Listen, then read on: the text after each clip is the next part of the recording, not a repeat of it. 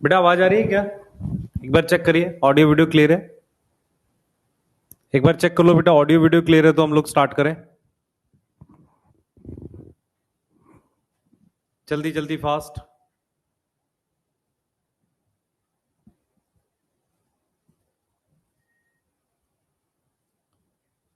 जल्दी, fast fast fast.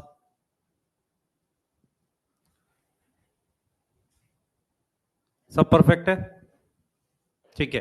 तो आज से आपका बेटा मंथन बैच स्टार्ट हो गया है और हम सब लोग बेटा पूरे एफर्ट से आपके साथ लगकर पढ़ाएंगे। पर मैं दो तीन चीजें बोल देता हूँ। इस बैच को एक जर्नी की तरह लेना तो आप शायद जीत जाओगे। मैं बार बार बोल रहा हूँ इस चीज को, क्योंकि क्या होगा, आप में से बहुत सारे बच्चे बहुत ज्यादा डिस्ट्रैक्ट रहते हैं, वो सब नहीं करना। ठीक है? बाकी तो हम लोग पूरी ताकत से पढ़ाएंगे। सुधांशु सर इनऑर्गेनिक पढ़ाएंगे। सर आप बताओ कुछ। अ, बच्चों देखो, अभी तो पहला दिन है, स्टार्ट कर रहे हैं, ठीक है। तो बेस्ट विशेस हमेशा एग्जाम से पहले देते हैं। इस बार ये है कि अपनी जर्नी जब आप स्टार्ट कर रहे हैं तो हम बेस्ट विशेस बस आपको देंगे कि कल कुछ प्रोमिसेस हमने बोला था, उसको हमेशा दिमाग में रखना। और सिलेक्शन आसान चीजों से नहीं होता, बट द गोट हमारे साथ खड़े हैं। वैसे तो गोट, लेजेंड और ये सारे शब्दों से हमें थोड़ा इनकार है, बट एनीवे हमें इतना पता है कि अगर आपको फिजिक्स बहुत जीरो लेवल पे आती है तो ACP sir is the best. बस इतनी ही बातें होंगी। बेटा वॉइस हम लोग अभी माइक सही से लगा लेंगे तो ठीक हो जाएगा। बस मैं एक चीज आपसे चैट में पूछना चाह रहा था, उस पर आप आंसर करना। क्या हम आपको आपके लेवल से पढ़ाएं, मतलब ऐसा पढ़ाएं कि आप 8वीं क्लास में 7वीं क्लास में, कि एग्जाम के हिसाब से पढ़ाएं? मैं अगर आपसे पूछूं कि जैसे लोग कहते हैं ना कि डीपीपी ऐसी होनी चाहिए जो बच्चा सॉल्व कर पाए, मेरा ये मानना है कि डीपीपी ऐसी होनी चाहिए जो जो एग्जाम के अकॉर्डिंग हो, ना कि आप सॉल्व कर पाओ। सॉल्व तो हम करा ही देंगे आपको, समझो ध्यान से। तो आज से ये कसम खाओ और ये करो कि क्योंकि मैं भी क्या कर रहा हूँ, नई डीपीपी बना रहा हूँ, है ना? तो वो इसलिए बना रहा हूँ क्योंकि जो लेवल था अब चेंज हो गया है। तो जो आपको ये कहता है कि डीपीपी ऐसी हो जो बच्चा कर पाए, नहीं, डीपीपी ऐसी हो जो एग्जाम के अकॉर्डिंग हो, एग्जाम में सिलेक्ट करा पाए। बिल्कुल सही ना सर? आप चालू करिए। बिल्कुल sir, thank you. Thank you sir, thank you. ठीक है बेटा, मिलते हैं। मैं एक बार अपनी क्लास बता दूं बेटा, मेरी कल है, आज एमडी सर की है, तो जैसे अल्टरनेट चलेगा। यस।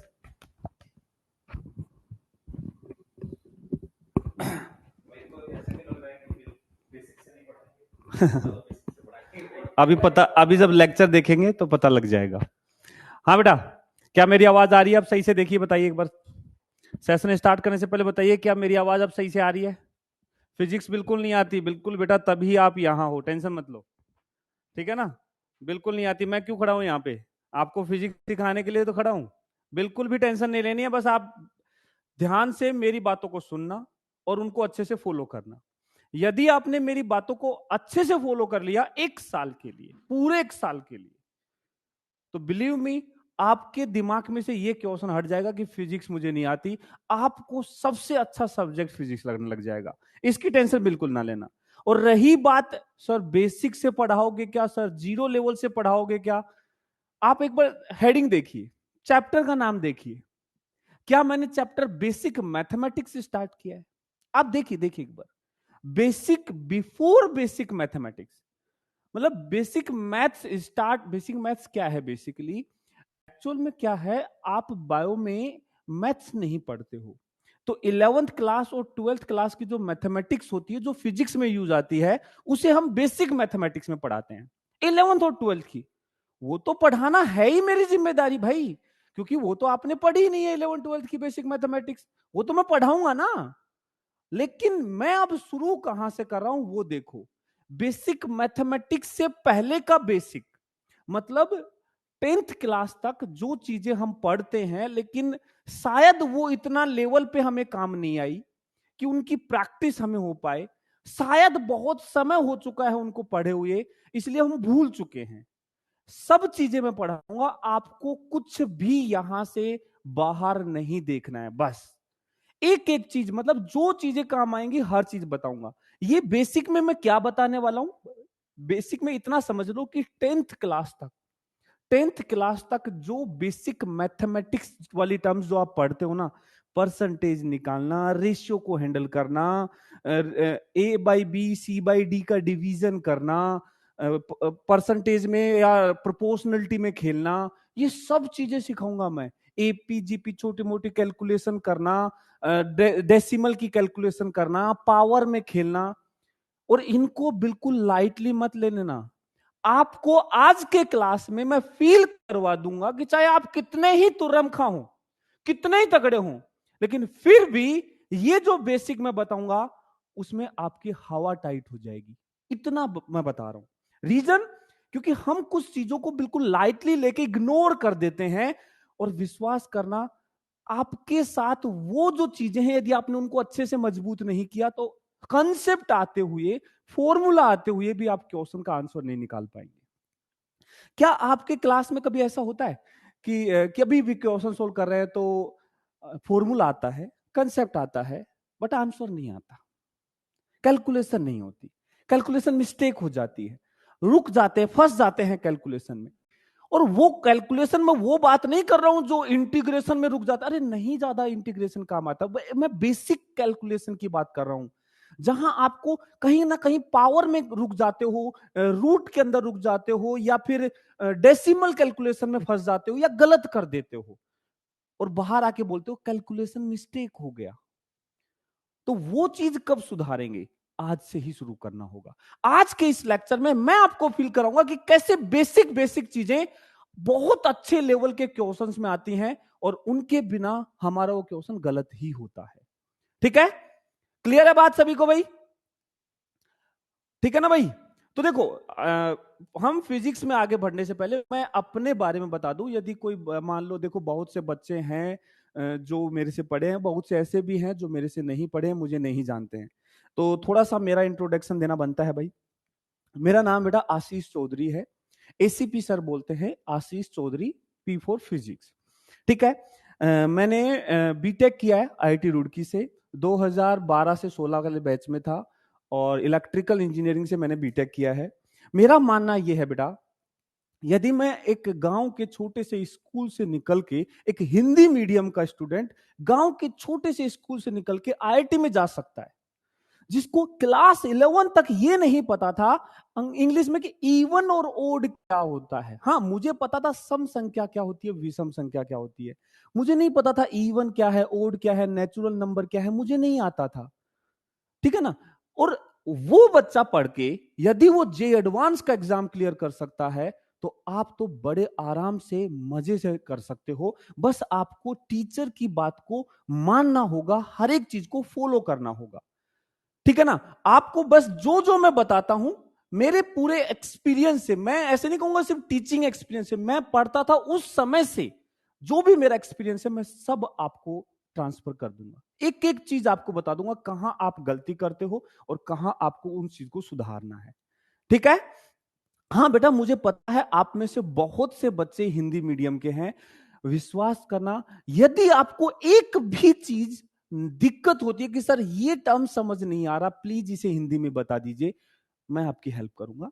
मैं जानता हूं भाई बहुत दिक्कत होती है एक एक चीज को। यदि आप हिंदी मीडियम के हैं, इंग्लिश मीडियम के हैं, कैसे भी, कोई दिक्कत नहीं है, हर एक चीज आपको समझ में आएगी। हर एक चीज, टर्म्स मैं इंग्लिश में यूज करूंगा, वो तो आगे जाके वैसे भी इंग्लिश में होनी है आपके। बाकी आप कोई समझ में ना है तो पूछ लेना, मैं उसको हिंदी में भी बता दूंगा। ठीक है? अब बंगाली मीडियम तो बेटा मैं नहीं जानता हूं लैंग्वेज, देखो वो अब मैं सीखूंगा भी नहीं, है ना।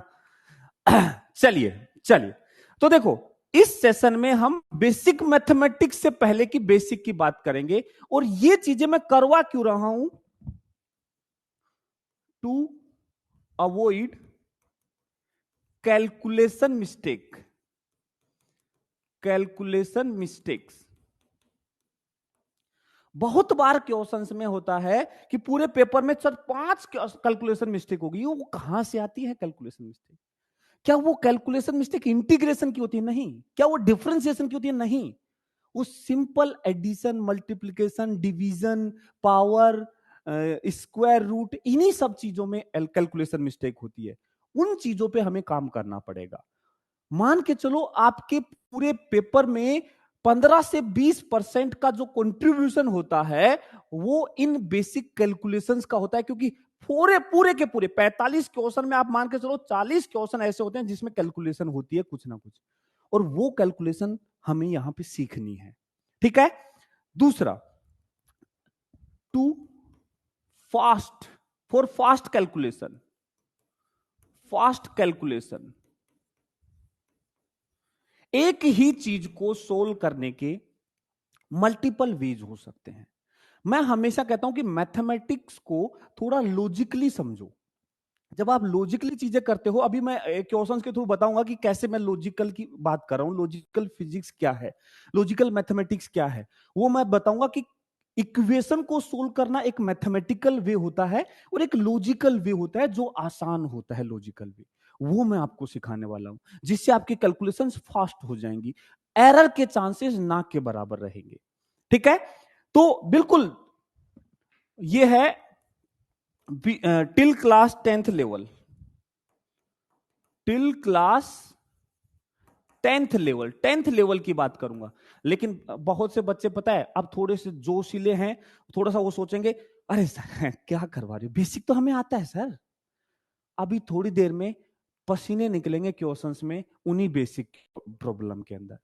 ये बेसिक मैं दिखाऊंगा रिलेट करके कि देखो हम इस चैप्टर में ये चीजें पढ़ते हैं, वहां ऐसी कैलकुलेशन आती है और वो कैलकुलेशन नहीं होने की वजह से आपसे क्वेश्चन नहीं होते हैं, इवन कंसेप्ट आते हुए भी।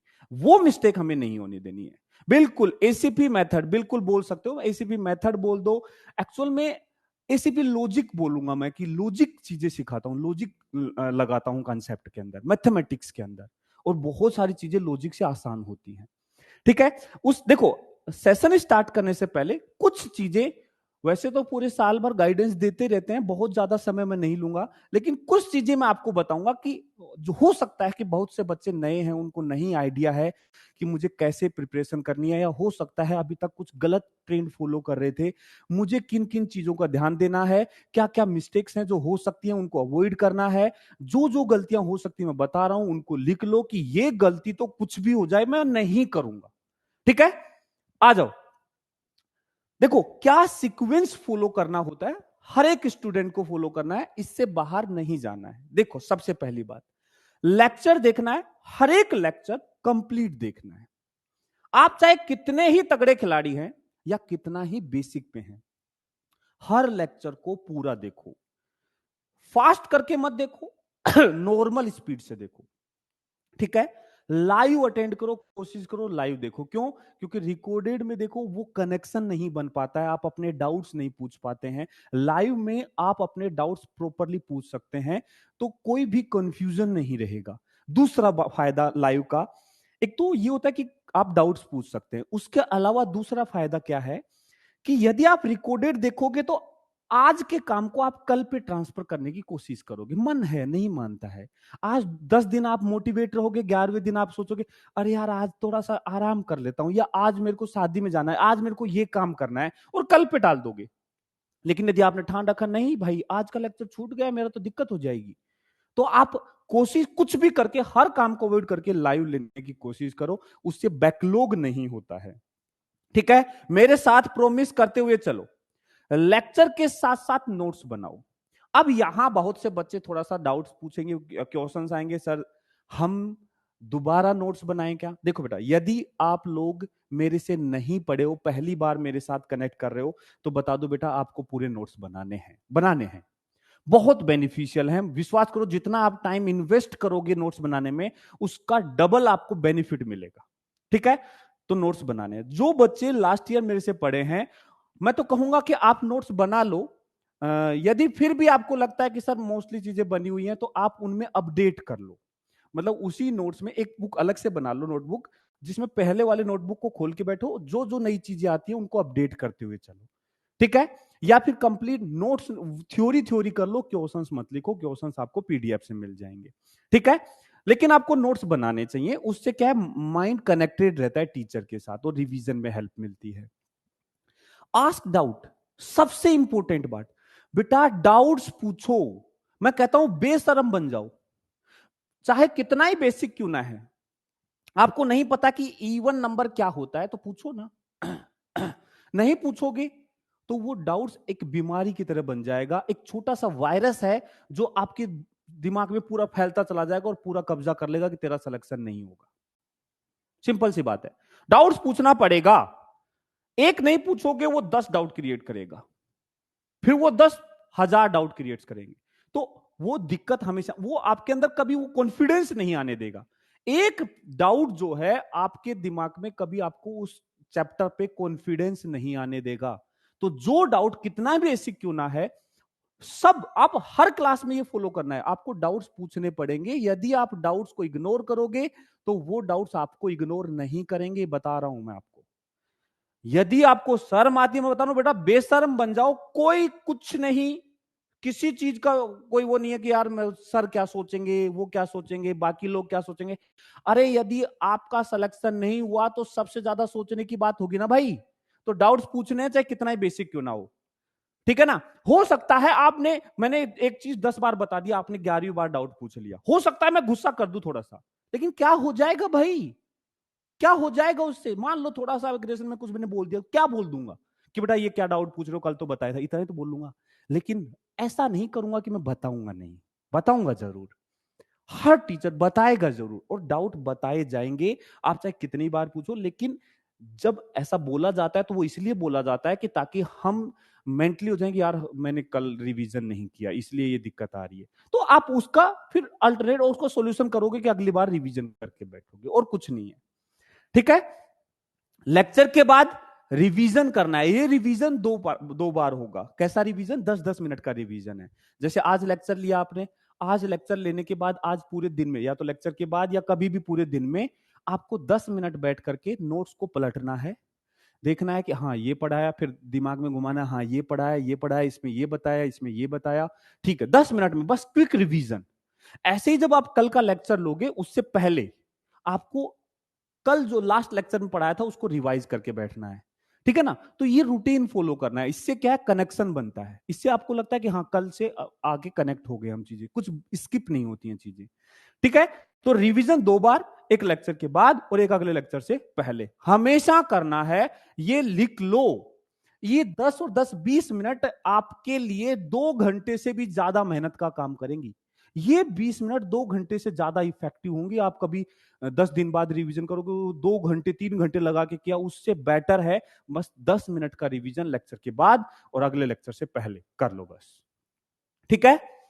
नेक्स्ट, जब लेक्चर होते जाएंगे, जैसे मान लो पहला चैप्टर चल रहा है, उसके लेक्चर होते जा रहे हैं, तो साथ साथ मैं बताता रहूंगा, आप डीपीपी सोल्व करते रहना। यहां 3 तरीके की डीपीपी हैं। हम 3 तरीके की डीपीपी नहीं बना रहे हैं बेटा, हम डीपीपी, और उनमें क्वेश्चंस जो है सेलेक्टेड डाल रहे हैं, हम खुद सेलेक्ट करके डाल रहे हैं एक एक क्वेश्चन को, और उनके वीडियो सॉल्यूशन भी प्रोवाइड करवाएंगे आपको, ताकि कोई मन में डाउट ना रहे, कहीं भी कोई कंफ्यूजन ना रहे। हम नहीं चाहते कि डाउट लेके आप अगले लेक्चर में बैठे या डाउट लेके आप अगली डीपीपी सोल्व करें। हर डीपीपी को करके उसके डाउट्स क्लियर करके नेक्स्ट डीपीपी पे जाओ, क्योंकि ये जो डाउट है ना, ये कॉन्फिडेंस को खत्म कर देता है। यदि आपके दिमाग में डाउट घूम रहा है तो आप अगले चैप्टर में जाओगे तो पिछले चैप्टर में कभी कॉन्फिडेंस आएगा ही नहीं आपको। तो डाउट्स को पूरा क्लियर करना है, ठीक है। अब डीपीपी 3 तरीके की हैं, अभ्यास, सिद्धि और तेजस। अभ्यास में बेसिक क्वेश्चंस होंगे, जो अब 23-24 में नीट लेवल में जो पूछता था उस टाइप के, सिंगल कंसेप्ट टाइप में, बिल्कुल बेसिक, ऐसा नहीं कि 2+3 करवाएगा। अच्छे क्वेश्चंस होंगे अभ्यास के अंदर, ठीक है ना। फिर उसके बाद नंबर दूसरा आता है सिद्धि।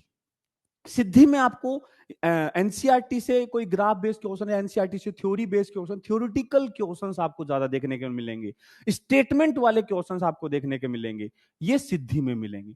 फिर तेजस, तेजस थोड़ी लेवल अप डीपीपी होंगी। तो इस डीपीपी में मान लो आपके क्वेश्चन 10 में से 5 ही बन रहे हैं, तो परेशान नहीं होना है, कोई बात नहीं, उन 5 को सॉल्यूशन से समझना है, सॉल्यूशन इनके भी आपको दिए जाएंगे। तो सीक्वेंस यही रखना है, अभ्यास, सिद्धि, तेजस। लेक्चर के साथ साथ ये करते रहो, जैसे ही चैप्टर खत्म होता है सिद्धि और तेजस कर लो फिर, ठीक है। या फिर आप साथ साथ भी क्वेश्चन सेलेक्ट करके कर सकते हो, कोई दिक्कत नहीं है। क्या ये बात क्लियर है? लेक्चर देखना, उसको रिवीजन करना, नोट्स बनाना, डीपीपी करना। डीपीपी 3 तरीके की डीपीपी है। इन डीपीपी के अंदर बेटा मैं बता रहा हूं, बहुत मेहनत करके बनाई गई है, बहुत मेहनत करके। इसमें आपको बहुत जो जो बढ़िया बढ़िया अच्छी अच्छी बुक्स है ना, उनके क्वेश्चंस मिलेंगे। कुछ हम नए क्वेश्चंस हमारे डालेंगे, ठीक है। कुछ मतलब कई जगह से क्वेश्चन, ऐसा नहीं कह रहा कि मैं सारा एक एक क्वेश्चन नया बनाऊंगा, देखो वो नहीं होता है, इतने सारे क्वेश्चंस बनाने का समय इतना भी नहीं होता है, और फिर उसमें लेवल, उस लेवल की चीजें बन भी नहीं पाती हैं। तो हम क्या कर रहे हैं, एचसीवी, एनसीईआरटी के बैक एक्सरसाइज को क्वेश्चन को ऑब्जेक्टिव करके, सिंगेज, मतलब बहुत सारी बुक, जितने भी बुक हैं आपको लेनी नहीं है, जरूरत नहीं है। हम ये जो दे रहे हैं ना, मोर देन सफिशिएंट होगा हर लेवल का क्वेश्चन करने के लिए। आपको कहीं भी जाने की जरूरत नहीं है। इसमें जे एडवांस के क्वेश्चन, तेजस में जे एडवांस के क्वेश्चंस भी मिलेंगे जो बढ़िया इंपॉर्टेंट है, जो आ सकते हैं, जो आपके कंसेप्ट को क्लियर कर सकता है, वो मिलेंगे। जो बिना फालतू का, जो लेवल इतना ज्यादा है कि वो उसकी जरूरत ही नहीं है, तो वो नहीं मिलेगा। तो आपको सेलेक्ट करने की दिक्कत नहीं है, इसके दिए गए एक एक क्वेश्चन को करना है और एक एक क्वेश्चन का सॉल्यूशन मिलेगा। डीपीपी कहां मिलेगा? ऐप में ही मिलेगा, टेंशन मत लो, ऐप में ही मिलेगा बेटा। हर बुक से, बेटा मुझे पता है, मैं बहुत सारी बुक खंगाल रखी है मैंने, जिन जिन बुक से बढ़िया बढ़िया क्वेश्चन सेलेक्ट करके आपको दे दी जाएंगे, ठीक है। हर कंसेप्ट के ऊपर मल्टीपल क्वेश्चंस आपको मिलेंगे, इजी भी मिलेगा, लेवल अप भी मिलेगा, थ्योरेटिकल भी मिलेगा, हर कॉन्सेप्ट के ऊपर मिलेगा आपको। बिल्कुल टेंशन लेने की जरूरत नहीं है। मॉड्यूल आ रहा हूं भाई, आ रहा हूं। पहले डीपीपी, जब तक इसका एक एक क्वेश्चन सोल्व नहीं कर लेते आगे नहीं बढ़ना है। एक एक क्वेश्चन सोल्व नहीं करते आगे नहीं बढ़ना है। फिर उसके बाद पीवाईक्यू, ठीक है। उसके बाद पीवाईक्यू करना है।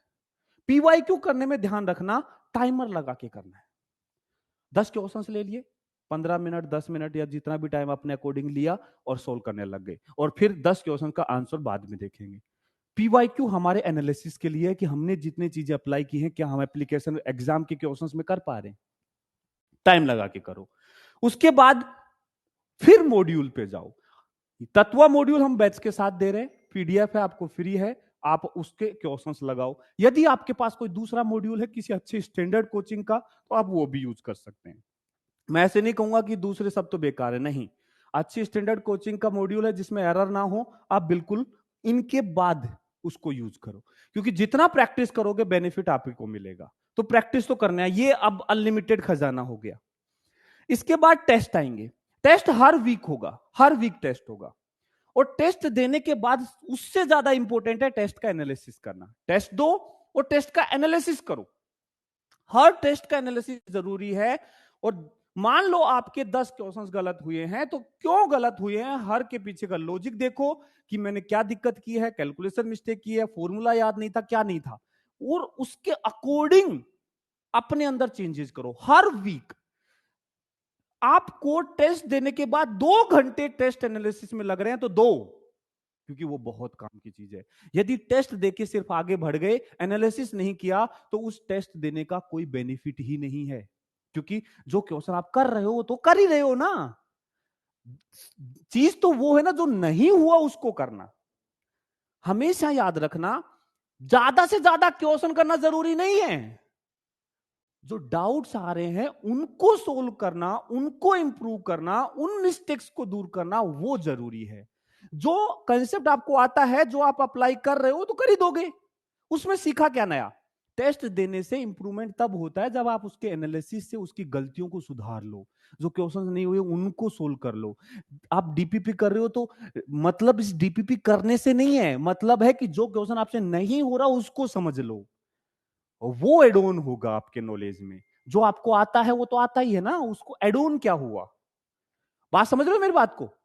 बेटा हर चीज बता दी जाएगी कि डीपीपी कहां मिलेंगी, सॉल्यूशन कहां मिलेगा, टेस्ट कहां मिलेंगे, सब चीज ऐप पे ही मिलेंगी आपको, यहीं पे आपके मोबाइल में मिलेंगी, कहीं कुछ नहीं जाना है आपको, ठीक है। क्लियर? टेस्ट का एनालिसिस है। ये सारी बातें मेरे ख्याल से क्लियर हो गई होंगी, ये सारी बातें मेरे ख्याल से क्लियर हो गई होंगी, ठीक है। चलो, कुछ प्रोमिस, कुछ अपने आप से वादा करना है। फाइनली कुछ चीजें बता रहा हूं जो बच्चे सबसे ज्यादा गलती करते हैं। बेटा ये गलतियां आप नहीं करोगे। क्या क्या? हर एक लेक्चर लोगे, यदि इन केस मतलब 100 दिन में कभी एक दिन ऐसा हो जाए कि आप किसी कारणवश लाइव लेक्चर नहीं ले पाए, तो जितना जल्दी हो सकता है, जल्दी मतलब अगले लेक्चर पे जाने से पहले पहले उसको निपटा लो। क्योंकि यदि आपने छोड़ दिया इस लेक्चर को और आगे बढ़ गए तो फिर इस पे नहीं आ पाओगे। तो मतलब बैकलॉग रखना ही नहीं है। यदि कोई लेक्चर छूट गया, सुबह शाम को देख लो, रात को देख लो, अगले दिन देख लो, बस इससे आगे नहीं, इससे आगे नहीं। डाउट पूछने में कभी हेजिटेट मत करना। कभी मत सोचना कि यार सर क्या सोचेंगे, बच्चे क्या सोचेंगे, यार हंसेंगे, यार डांट देंगे, यार वो करेंगे, कुछ मत सोचो। आंख बंद करो, पूछ लो, बस पूछ लो, कुछ मत सोचो उसके आगे पीछे, बेशरम बन जाओ। कोई कुछ कहे सोचे, अरे सोचने दो, उससे क्या मतलब है तुझे? तुझे तेरा सिलेक्शन चाहिए या लोगों के बस वाहवाही चाहिए? अरे यार इसने पूरे साल में डाउट नहीं पूछा, कितना अच्छा स्टूडेंट है यार, देखो क्या मिल जाएगा उससे? अवार्ड चाहिए तुम्हें? नहीं ना। डाउट पूछना है, बेशरम बनना है। जो आएगा डाउट मन में पूछेंगे, आगे उसको लेके नहीं जाएंगे। That's all. ठीक है? डोंट हेजिटेट, डाउट पूछने के लिए हेजिटेट नहीं करना है। Solve every question of DPP before going to other material. कुछ लोगों की आदत होती है, वो कहते हैं ना, घर की मुर्गी दाल बराबर। उनको लगता है कि यार छोड़ो ये, इसमें तो क्या ही करेंगे, हम तो वो बुक खरीदेंगे, 1500 रुपए की आती है, हम वो बुक खरीदेंगे। बेवकूफी है। जब तक ये डीपीपी का हर एक क्वेश्चन आप नहीं कर लेते, आपको दूसरे मटेरियल पे जाने की जरूरत ही नहीं है, जरूरत ही नहीं है। इसके बाद आपको करना है जितने क्वेश्चन करो, लेकिन पहले ये करो, पहले ये करो। ठीक है? क्योंकि ये हर एक चीज का कवरेज देगा आपको, इजी, मीडियम, हार्ड, हर तरीके का क्वेश्चन, हर कॉन्सेप्ट पे क्वेश्चन, फुल कवरेज देगा। ठीक है ना? फिर आपको जो जिस पे ज्यादा प्रैक्टिस करनी है करो, कोई दिक्कत नहीं है। ठीक है? Revise every lecture before attending next lecture. मतलब मैं बता रहा हूं कि मुश्किल से आप में से 10% बच्चे ही ये कर पाएंगे, मैं गारंटी दे रहा हूं। 10% बच्चे ये कर पाएंगे, और वो ही बच्चे सेलेक्ट होंगे, वही बच्चे सेलेक्ट होंगे, बता रहा हूं क्यों। क्योंकि अदरवाइज आपने रिवीजन नहीं किया तो अगले लेक्चर में वो मजा ही नहीं आएगा, वो कंसेप्ट क्लिक ही नहीं करेंगे। पिछले लेक्चर में क्या पढ़ाया था आपको कुछ याद ही नहीं रहेगा। पहला लेक्चर हुआ, दूसरे लेक्चर में बैठोगे तो पहला लेक्चर रिवाइज करके बैठोगे, तीसरे लेक्चर में जा रहे हो तो पहले 2 लेक्चर को रिवाइज करके बैठोगे। रिवीजन मतलब पेज पलटना है, देखना हाँ इस पे ये, इस पे ये, इस पे ये, इस पे, कुछ रटना नहीं है, बस पेज पलटना है। तीसरा लेक्चर में बैठ रहे हो, चौथे लेक्चर में बैठ रहे हो तो 3 लेक्चर का एक बार पेज पलट के बैठ रहे हो। 10 मिनट लगेंगे, इससे ज्यादा नहीं लगेंगे, आदत बन जाएगी, मजा आ जाएगा, मजा आ जाएगा, बता रहा हूं। ठीक है? Clear? Don't miss any test, कोई टेस्ट मिस नहीं करना है, गलती से भी कोई टेस्ट मिस नहीं करना है। यदि मन में ऐसा लग रहा है ना, यार इस टेस्ट की तो तैयारी नहीं है, तो भी टेस्ट देना है। तैयारी नहीं है तो भी टेस्ट देना है, मैं बता रहा हूं। ठीक है ना? मतलब तुम्हें लगता है कि यार इसमें यार अभी थोड़ी प्रैक्टिस कम हुई है, पता नहीं नंबर कम, एक्चुअली बहुत से बच्चा क्या है, नंबर से डरता है। अरे नहीं यार, एक्चुअल में नंबर से जज मत करना अपने आप को, नंबर में इंप्रूवमेंट से जज करना है अपने आप को। सुन मेरी बात, ये मैटर नहीं करता कि तेरे नंबर कितने हैं, मैटर ये करता है कि तेरे पिछले टेस्ट में नंबर कितने थे और इस टेस्ट में नंबर कितने हैं। वो इंप्रूवमेंट चाहिए मुझे। मैं उस बच्चे को अच्छा नहीं मानता जो 720 में से 700 680 नंबर ला रहा है। ठीक है, वो अच्छा, ठीक है, लेकिन मेरा मानना यह है कि मेहनत उसने की है, जिसने 720 में से पहले टेस्ट में उसके 250 आए, दूसरे में 300 ला रहा है, अगले में 350 ला रहा है, अगले में 400 ला रहा है। वो स्टूडेंट मेहनत कर रहा है, मेहनत उसकी है, और वो मुझे चाहिए, वो बच्चे मुझे चाहिए। ठीक है? जो हर टेस्ट में नंबर बढ़ाने के लिए तैयार हो, और वो ही कर पाएगा जो टेस्ट को प्रॉपर एनालाइज करता है और फिर टेस्ट देता है, फिर एनालाइज करता है, फिर टेस्ट देता है। इससे इंप्रूवमेंट होता है, और यही हमें लाना है। और वो बच्चा देख लेना, एग्जाम मतलब ईयर खत्म होते होते 720 में से 720 भी लाएगा। बस उसको ये आदत बना के रखनी है कि मुझे हमेशा इंप्रूवमेंट करना है, दैट्स ऑल। ठीक है? क्लियर? सर एक टेस्ट को मल्टीपल टाइम्स दे सकते हैं, आपकी मर्जी है, दे पाओगे कोई दिक्कत नहीं है, लेकिन देना चाहो तो दे सकते हो। वैसे तो हर वीक टेस्ट होगा, हर वीक टेस्ट होगा, आपको दोबारा से देने की टाइम ही नहीं मिलेगा। यदि मिलता है तो बिल्कुल दे सकते हो, कोई दिक्कत नहीं है, बिल्कुल दे सकते हो। आप एक डीपीपी को 4 बार करो, एक टेस्ट को 2-3 बार दो, कोई दिक्कत नहीं है, कोई दिक्कत नहीं है। ठीक है? ओके, चलो, ये मेरी बातें थी, ये मेरे को बताना जरूरी था लेक्चर स्टार्ट करने से पहले, क्योंकि बेटा ये गलतियां विश्वास करो आप में से भी बहुत से लोग करेंगे, अभी और करेंगे ये। ठीक है? क्लियर है बात सभी को? क्या आप मेरे साथ ये सब वादा करते हो कि सर हाँ, आपने जो बताया एकदम प्रॉपर तरीके से फॉलो करूंगा? और यदि आप फॉलो करने के लिए तैयार हो तो बेटा मैं बता रहा हूं आपको, आप किसी भी लेवल पे हो, मैं आपको लेवल अप करके रहूंगा और नीट के लेवल तक पहुंचा के रहूंगा, अच्छे रैंक के लेवल तक पहुंचा के रहूंगा। बस आपको मुझे फॉलो करना है। अब मैं जो बोल रहा हूं उस चीज को अच्छे से, मैंने बोला ये क्वेश्चन करके आना है कल, दुनिया इधर उधर हो जाए वो क्वेश्चन करके आओगे। मैंने बोला ये फॉर्मूला याद करना है अच्छे से, कल पूछ लूंगा किसी से भी, आपको याद करके आना है। बस ये डेडिकेशन मुझे चाहिए कि हाँ सर मैं करके आऊंगा, और करके देखो, सिर्फ ये चाहिए नहीं कि हाँ सर मैं करके आऊंगा और अगले दिन करके नहीं आ रहा हूं, नहीं, करके आऊंगा और करके आ रहे हो। हर लेक्चर में आप वो डेडिकेशन दिखा रहे हो। आपको सेलेक्ट होने से कोई रोक नहीं सकता, कोई नहीं रोक सकता, ठीक है। पीवाईक्यू के लिए बुक्स वैसे तो बेटा तत्वा में भी मिल जाएंगे पीवाईक्यू के क्वेश्चंस, और अलग से भी बुक मिलती हैं, आप वो भी ले सकते हो। और क्लास नोट्स में तो हम पीवाईक्यू करवाते ही हैं, ठीक है। हाँ सर प्लीज बेसिक से पढ़ाना, प्लीज बेटा मेरे को देखो सुनो, मैं बेसिक से ही पढ़ाऊंगा। मैं वो टीचर नहीं हूं जो बस हवा हवाई बात करके चला जाऊंगा, नहीं। मैं वो टीचर हूं जो रेस्पॉन्सिबिलिटी लेके पढ़ाऊंगा कि मुझे सिखाना है। मैं आपसे ये एक्सपेक्ट नहीं करूंगा कि ये तो आपको आना चाहिए था, ये भी तुम्हें नहीं आता है। मैं वो नहीं हूं। मैं वो टीचर हूं जो कहूंगा कि बेटा मैंने कल ये बताया था। मैं कभी भी ये रेफरेंस नहीं दूंगा कि ये तो तेरे को आना चाहिए, इतनी बेसिक सी बात तेरे को नहीं आती। मैं कहूंगा बेटा ये मैंने देखो इस लेक्चर में बताया था, ये आपको रिवीजन करके रखना चाहिए था। कुछ भी ऐसी चीज यूज नहीं होगी जो मैं नहीं बताऊंगा, पहले बता रहा हूं, ठीक है। क्लियर? शुरू किया जाए, शुरू किया जाए।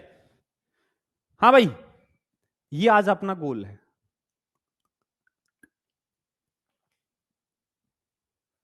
चलो जीरो लेवल दिखाते हैं आपको।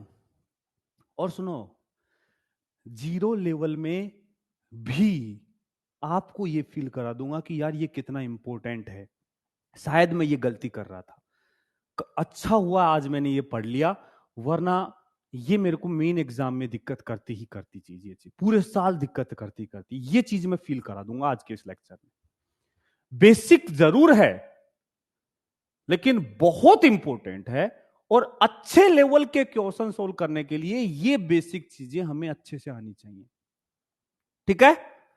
चलो, डिस्ट्रीब्यूशन ऑफ क्वांटिटी, हो सकता है आपने अभी तक नाम ही ना सुना हो, ये क्या है? रेशियो प्रॉब्लम और एक्सपोनेंट, इनकी लैंग्वेज पे मत जाना है, इनको समझाता हूं। पहला टॉपिक लेते हैं, चलो। डिस्ट्रीब्यूशन ऑफ ए क्वांटिटी, एक किसी भी चीज को मल्टीपल लोगों में बांटना। पहले एक क्वेश्चन, एक इक्वेशन देता हूं आपसे। यदि मैं कहता हूं लो बेटा एक इक्वेशन है, एक इक्वेशन है, मैं कहता हूं x और वो y दो क्वांटिटी हैं, गिवन क्या क्या है, x प्लस वाई जो है, x plus y that is, ऐसे करते हैं, x upon y is equal to alpha upon beta, और x plus y is equal to gamma. ये दो इक्वेशन है, solve x and y, x and y। यदि ये इक्वेशन है, x बाई वाई है अल्फा अपॉन बीटा, मतलब आपको पूरे साल में 15-20 ऐसी जगह मिलेंगी जहां, ऐसी जगह, ऐसे चैप्टर्स में कंसेप्ट ऐसे मिलेंगे जहां ये सोल्व होता है 15-20 बार। मतलब कितने टाइम्स होगा तो बहुत टाइम से, 15-20 कंसेप्ट ऐसे होंगे जिसमें ऐसी चीजें सोल्व होती हैं। अभी मैं क्वेश्चंस के थ्रू बता भी दूंगा आपको। यदि आपको ये क्वेश्चन सोल्व करना है तो क्या करोगे? आम बच्चा क्या करेगा? आम बच्चा क्या करेगा? देखो आप भी ऐसे ही सोल्व कर रहे होगे, मुझे पता है क्या करोगे। सर देखो x upon y is equal to alpha upon beta है, तो मैं एक काम करता हूं, x इज इक्वल टू आ जाएगा alpha upon beta into y. तो सर ये जो x प्लस वाई है ये गामा है, तो मैं इसमें रख देता हूं x को, तो ये आएगा alpha upon beta y plus y is equal to gamma. Beta LCM ले लूंगा सर, तो alpha y plus beta y upon beta is equal to gamma. तो alpha plus beta y upon beta is equal to gamma, तो y is equal to beta gamma upon alpha plus beta, है ना? सच सच बताओ, यही कर रहे हो ना? यही करोगे ना? ईमानदारी से। जो मेरे से पढ़े हैं वो तो ऐसा नहीं करेंगे, लेकिन जो मेरे से नहीं पढ़े हैं वो पक्का ऐसा ही करेंगे, पक्का मैं गारंटी के साथ बोल सकता हूं, ऐसा ही करेंगे। बिल्कुल सर, यही करेंगे। और ये क्वेश्चन एग्जाम में डायरेक्ट नहीं आता है, ये क्वेश्चन एग्जाम में डायरेक्ट नहीं आता है। हाँ, ये एक किसी एक क्वेश्चन का छोटा सा स्टेप होता है, छोटा सा स्टेप। क्वेश्चन तो बहुत बड़ा है, उसका एक छोटा सा पार्ट है जिसमें ऐसी इक्वेशन आ गई, उनको सोल्व करके आंसर लिखना है। लेकिन हम यदि ऐसे सोल्व करने लगे तो ये तो अपने आप में एक क्वेश्चन बन गया भाई। इतना समय किसके पास है? बच्चा बोल तो रहा है लेंदी पेपर, लेंदी पेपर, लेकिन लेंदी पेपर को आसान करने के तरीके नहीं आते तो लेंदी पेपर ही लगेगा ना। अब देखो तरीका क्या है। एसीपी का पढ़ाया हुआ बच्चा देखो इसको क्या करेगा, बहुत सिंपल वे में समझाता हूं। इसको छोड़ो, अभी इसको छोड़ो, एक कहानी सुनाता हूं। मैं लॉजिक की बात कर रहा था ना, वो लॉजिकल कहानी है। लॉजिक मतलब मेरी कहानी होती है, मैं जिस कहानी को बता रहा हूं वो एक लॉजिक होता है और उस लॉजिक से वो क्वेश्चन सोल्व होता है। मान लो आप दो भाई हैं, मान लो आप दो भाई हैं, ठीक है? एक का नाम है एक्स और एक का नाम है वाई, दो भाई जिनका नाम है एक्स और वाई, ठीक है? तुम्हारे पापा के पास एक प्रॉपर्टी है पी, तुम्हारे पापा के पास पी प्रॉपर्टी है। आसान करूं, लेट सपोज तुम्हारे पापा के पास 100 रुपए की प्रॉपर्टी है। किसी को अच्छा ना लगे तो 100 करोड़ मान लेना भाई, देखो हम तो हमारे हिसाब से बता देते हैं। मान लो तुम्हारे पापा के पास 100 रुपए की प्रॉपर्टी है और तुम्हारे पापा अपनी प्रॉपर्टी को दोनों भाइयों में बांट रहे हैं। वो तो बहुत अच्छा होगा यदि वो कहें कि बराबर बराबर बांट देते हैं, ये भी लो ये भी लो, बराबर बराबर बांट दिया तो सिंपल सी बात है 100 रुपए की प्रॉपर्टी को 50-50 बांट दोगे। लेकिन नहीं, तुम्हारे पापा को तुम कम पसंद हो, दूसरा वाला भाई ज्यादा पसंद है, वो ज्यादा प्यारा है, तो तुम एक्स और दूसरा भाई वाई है, उसने डिसाइड किया तुम्हारे पापा ने कि मैं जो अपनी प्रॉपर्टी है वो तुम्हें 1:2 में बांटूंगा, मतलब जितना तुम्हें मिलेगा तुम्हारे भाई को उसका डबल मिलेगा। ये डिसाइड किया उन्होंने कि नहीं हम तो 1:2 में बांटेंगे। बंटवारा बराबर बराबर हो जरूरी नहीं है, वो तो रेशियो है। तो तुम्हारे पापा ने कहा कि नहीं हम 1:2 में बांटेंगे। तो एक समझदार आदमी क्या करेगा, उस प्रॉपर्टी का टोटल 3 हिस्सा करेगा, उस प्रॉपर्टी का टोटल 3 हिस्से करेगा। 3 कहां से आया, एक ये दो ये, एक और दो 3, 3 बराबर हिस्से करेगा। एक हिस्सा तुम्हें दे देगा और 2 हिस्सा तुम्हारे भाई को दे देगा। तो वो क्या करेगा, इस प्रॉपर्टी के बराबर बराबर 3 टुकड़े करेगा, एक टुकड़ा इसको दे देगा और बचा हुआ 2 गुना इसको दे देगा। हो गया बंटवारा, हो गया बंटवारा। नहीं समझ आया, नहीं समझ में आया? अरे बोल, क्या इतनी सी बात समझ में आई या नहीं आई? बोल बोल बोल, क्या ये लॉजिक समझ में आया कि हाँ सर सिंपल सी बात, ऐसा ही तो करते हैं, ऐसा ही तो करते हैं सर। चल एक काम करते हैं, नहीं समझ में आया, एक काम करते हैं। मान लो तुम्हारे पापा डिसाइड करते हैं कि हम 2:3 में बांटेंगे प्रॉपर्टी को। तुम्हारे पापा ने डिसाइड किया कि जो भी मेरी प्रॉपर्टी है उसको 2:3 में बांटेंगे, 2:3 में, ठीक है? तो कितने टुकड़े करोगे, कितने टुकड़े करोगे? 2 + 3, 2 + 3, 5 टुकड़े करोगे बराबर। पी प्रॉपर्टी है, बराबर 5 टुकड़े कर दिए, ये लो बराबर 5 टुकड़े कर दिए। तो x को कितने दोगे, 2, और y को कितने, 3, तो x तो कितना आएगा, 2 टुकड़े दे दो, p/5 का एक टुकड़ा तो 2 टुकड़े ही हो गए।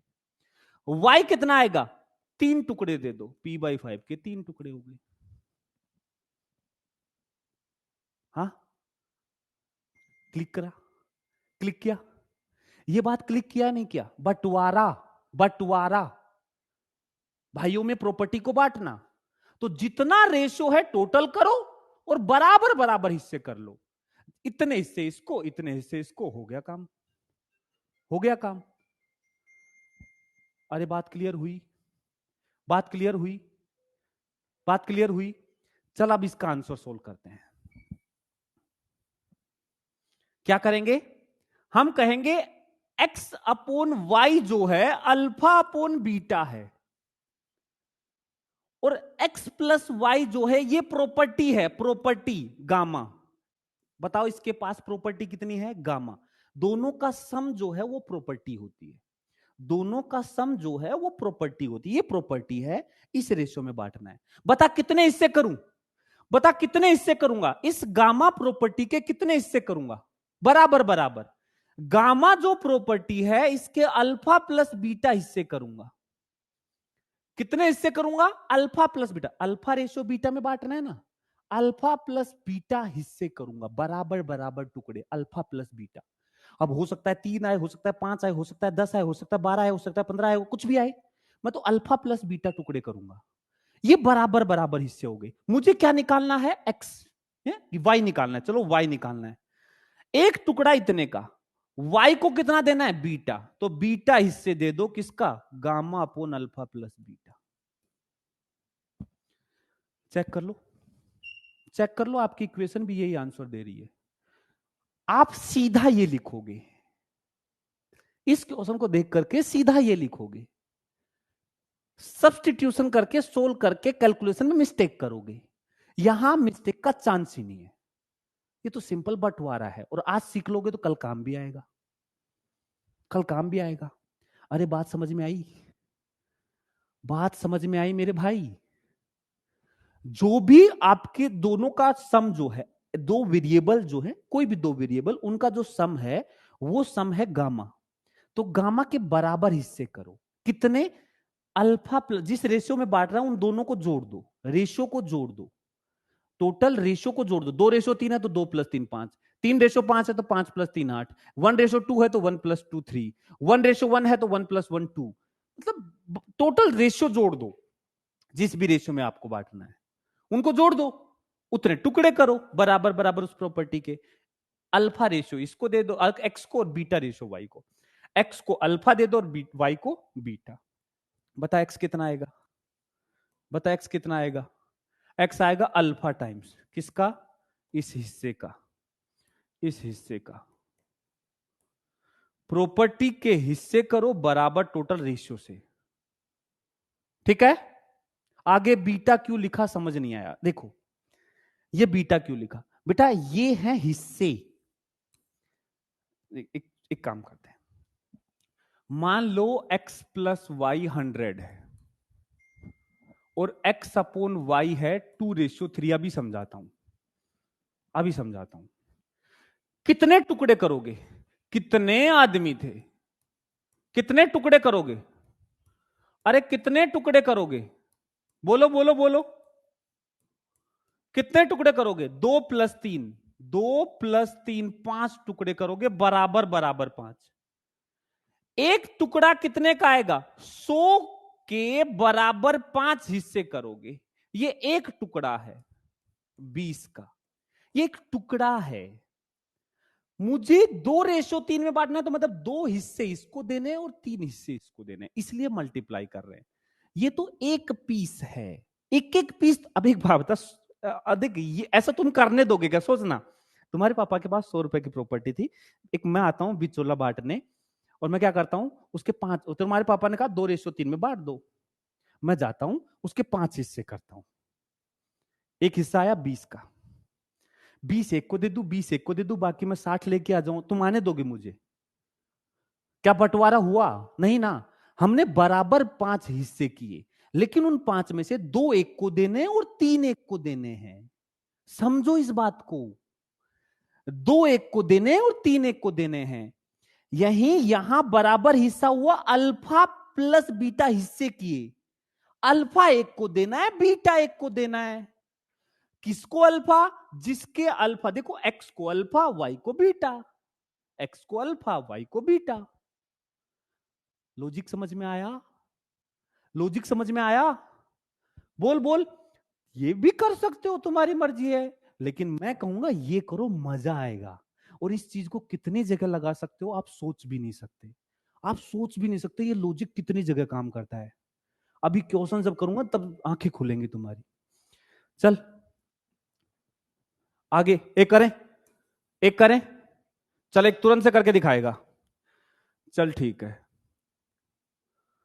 x प्लस वाई जो है लेट सपोज 500 है, 500 है, ठीक है, ओके ओके। और x अपॉन वाई जो है ये है 4:1। बता x क्या होगा, बता x क्या होगा, बता x क्या होगा। जल्दी से स्पीड बढ़ाएंगे इसमें। तो क्या करोगे, 4:1, 4 और 1, 5 हिस्से करोगे। किसके, 500 के, 500 के बराबर 5 हिस्से किए। मुझे क्या चाहिए, x, x को कितने हिस्से देने हैं, 4 हिस्से। ये लो x, आंसर आ गया, आंसर आ गया। ये आपको आसान करने के लिए, एक्चुअल में आपके पास जो प्रॉब्लम आती है वो वेरिएबल के टर्म्स में आती है, आपको आसान करने के लिए मैंने डाटा लिया है। क्लियर है। अब एक क्वेश्चन में अप्लाई करके देखें, एक क्वेश्चन में अप्लाई करके देखें। चल ये कर, ये कर, ये कर, ये कर।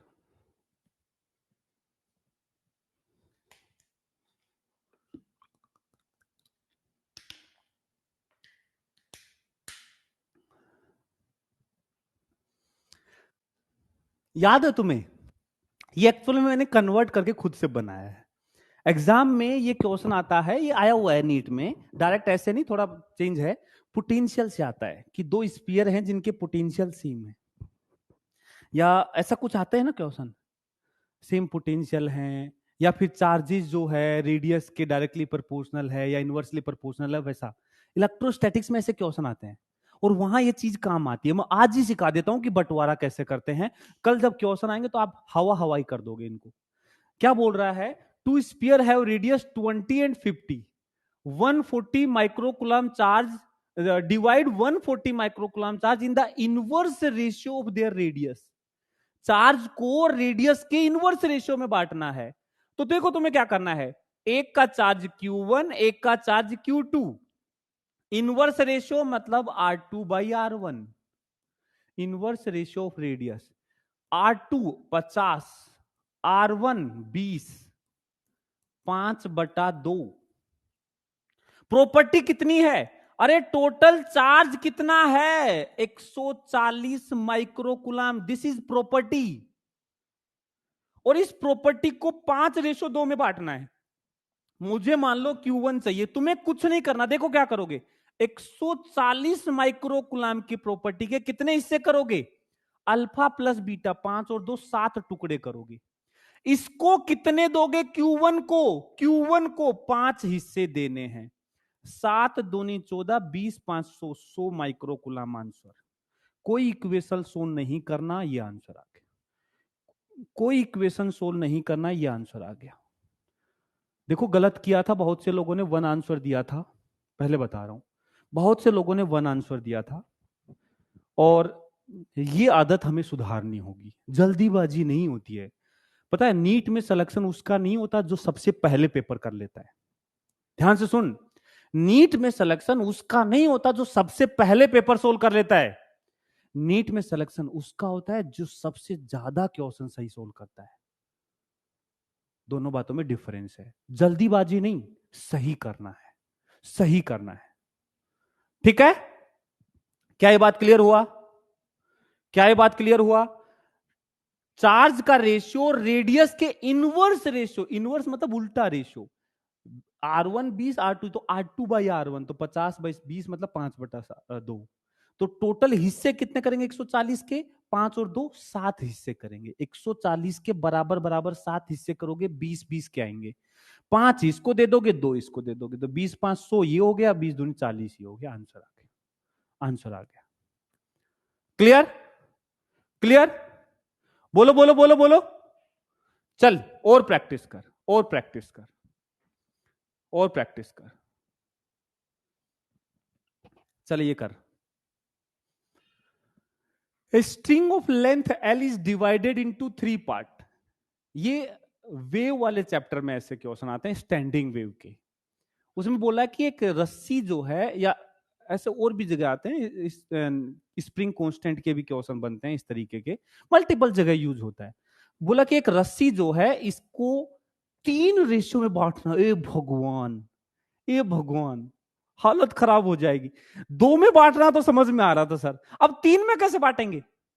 3 रेशियो में। मैं कह रहा हूं 3 नहीं 50 रेशियो में बांट दोगे, कोई फर्क नहीं पड़ता। 3 टुकड़ों क्या, तुम्हें कितने टुकड़े दे दे उतने टुकड़ों में बांट दोगे, कोई दिक्कत नहीं आएगी। वो ही सेम प्रोसेस। 2 3 5 कितना हो गया? 2 + 3 + 5 कितने हिस्से किए? 5 3 8 और 2 10। 10 टुकड़े कर लो, 10 टुकड़े कर लो, 10 हिस्से कर लो, बराबर बराबर 10 हिस्से कर लो। किसके? एल के। एल के बराबर 10 कर दिए, हर हिस्सा इतने का है।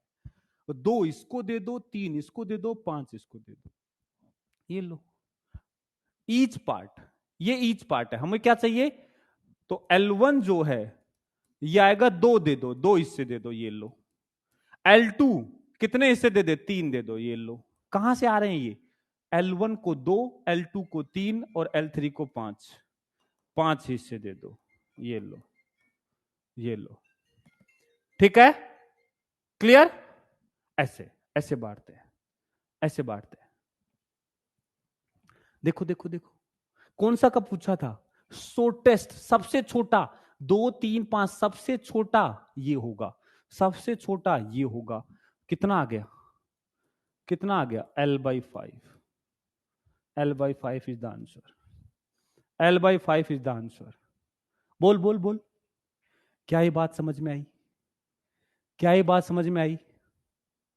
सर वो ऊपर 3 पार्ट क्यों दिया है? 3 हिस्सों में डिवाइड किया ना, 3 पार्ट्स। मतलब एक रस्सी को 3 हिस्सों में काटना है, लेकिन वो हिस्से बराबर बराबर नहीं करने। बराबर बराबर तो L/3 होंगे, लेकिन उसने कहा नहीं, वो हिस्से जो है इस रेशियो में बांटना है, 2:3:5 में। 2:3:5 में बांटना है। अभी यार सिंपल सी बात है, जितने टोटल हिस्से हो रहे हैं टोटल उतना बना लो। जैसे L है, टोटल हो रहे हैं 2 3 5 और 5 10 हिस्से हो रहे हैं। तो उस रस्सी के मतलब ऐसे कहो कि बराबर बराबर 10 हिस्से, तो एक हिस्सा आएगा L/10 का। ये 1 पार्ट है, 1 पार्ट। अब क्या करो, 2 पार्ट इसको दे दो, 3 इसको, 5 इसको, बट गया, बांट दिया तीनों में। अरे 3 लोग बिजनेस कर रहे हैं, कुछ प्रॉफिट हो रहा है, उनमें बांटना है, लेकिन तीनों की इक्विटी बराबर नहीं है। मान लो इसका इक्विटी, इनका इक्विटी इस रेशियो में है, तो जिस रेशियो में इक्विटी है उसी रेशियो में प्रॉफिट बटेगा, तो बांट दिया लो।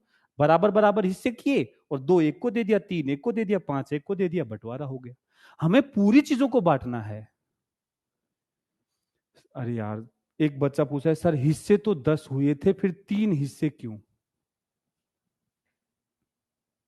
तो क्या करूं? 10 हिस्से करके एक इसको दे दूं, एक इसको दे दूं, एक इसको दे दूं, 7 जेब में डाल के ले जाऊं? बता, 7 जेब में डाल के ले जाऊं? नहीं चलेगा ना। जो चीज है इन्हीं में तो बांटनी है। तो मैंने बराबर बराबर हिस्से किए हैं, ये करने का तरीका है। करने का तरीका है कि बराबर 10 10, क्योंकि टोटल रेशियो 10 हो रहा था, तो मैंने बराबर 10 टुकड़े किए, 2 इसको, 3 इसको, 5 इसको, बांट दूंगा इनका रेशियो इन्हीं में, इनका रेशियो इन्हीं में दे दिया। यदि मैं दोनों को, तीनों को बराबर दे दूंगा, तो फिर ये रेशियो क्या काम आया? कहां इनमें वो प्रॉपर्टी उस रेशियो में बटी? वो तो बराबर बराबर बट गई, वो तो बराबर बराबर बट गई भाई। उसमें तो तुम्हें इस रेशियो में बांटना है ना। ठीक है, क्लियर हुआ? अरे क्लियर हुआ? ओके, और लो, और करो, और करो। ये देखो, ये देखो, if a string of length 40 metre is cut in 3 parts.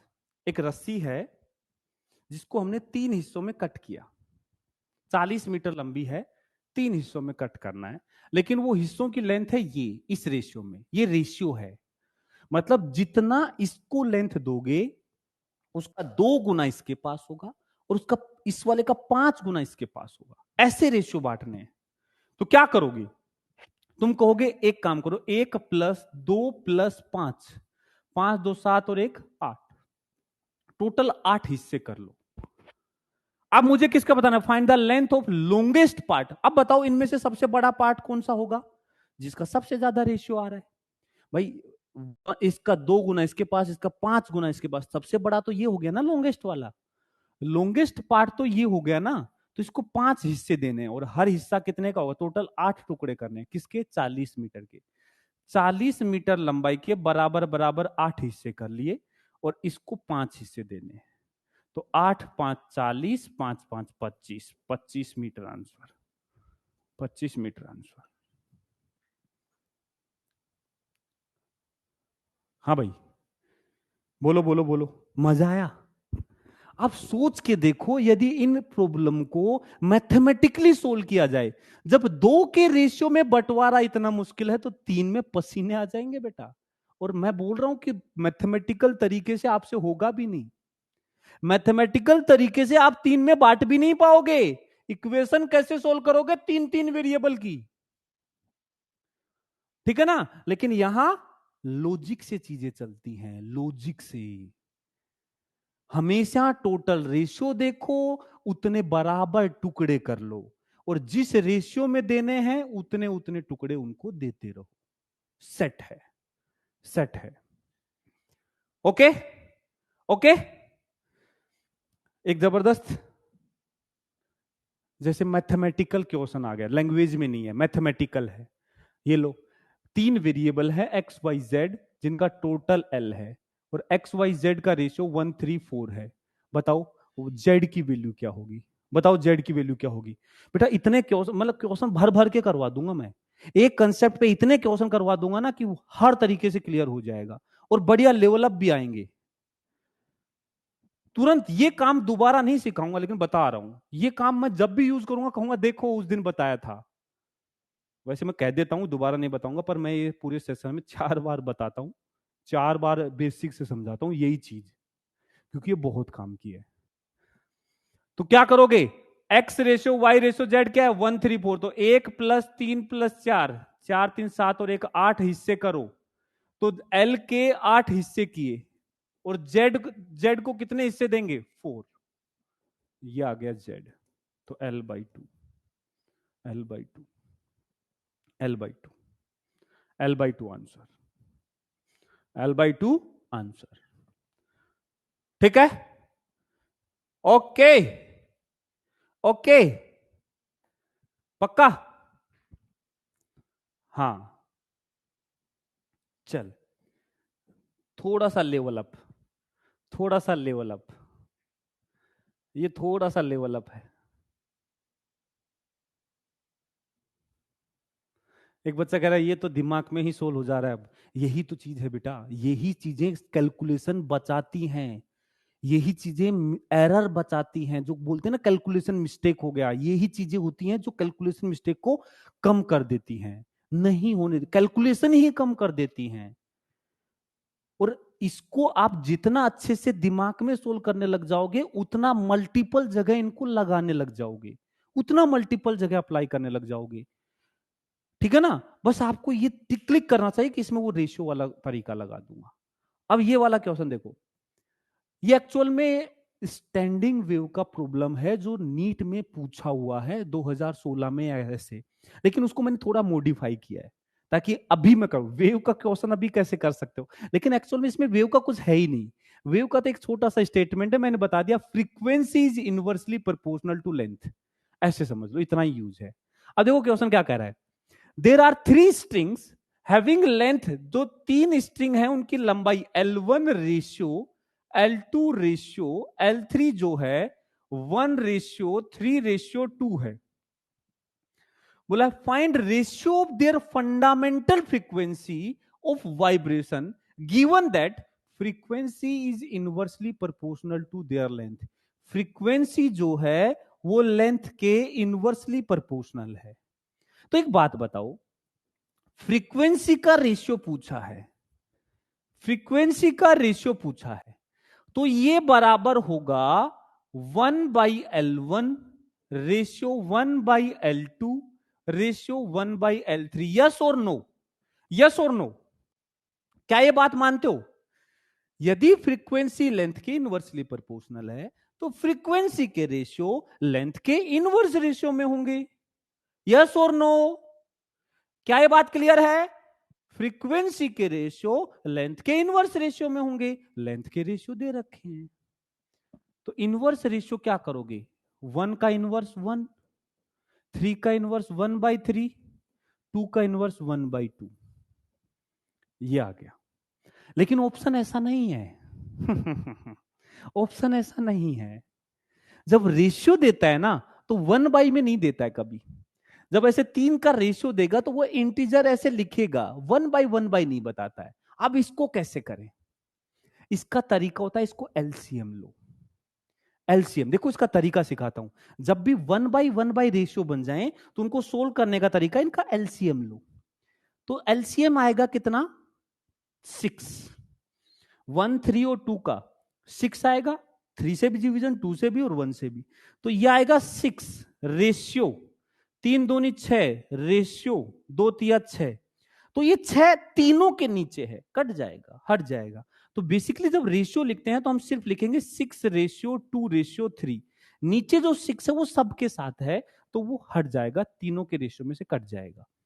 ठीक है ना? तो 6:2:3 आंसर आ जाएगा। ये लो आंसर। बहुत से बच्चों को ये पता ही नहीं है। बहुत से बच्चों को ये चीज पता ही नहीं है। ये बंटवारा नहीं है, ये रेशियो का कैलकुलेशन बता रहा हूं कि कैसे आपको 3-3 के रेशियो या फिर 2-2 के रेशियो में डिवीजन वाली चीज को कैसे हटाते हैं, A/B वाली चीज को कैसे हटाते हैं। तो देखो, ये क्वेश्चन नीट में पूछा हुआ है। अब एक बात बताओ, कितने लोगों को याद आ रहा है कि हाँ सर ये क्वेश्चन पूछा हुआ है एक ऐसा सेम यही क्यों, मतलब रेशियो कुछ अलग हो सकता है, मैं ध्यान नहीं है, बट सेम यही कंसेप्ट नीट में पूछा हुआ है। ठीक है? और देखो कितना आराम से, इसमें कुछ है ही नहीं उस वेव का कुछ यूज ही नहीं आ रहा है। ठीक है?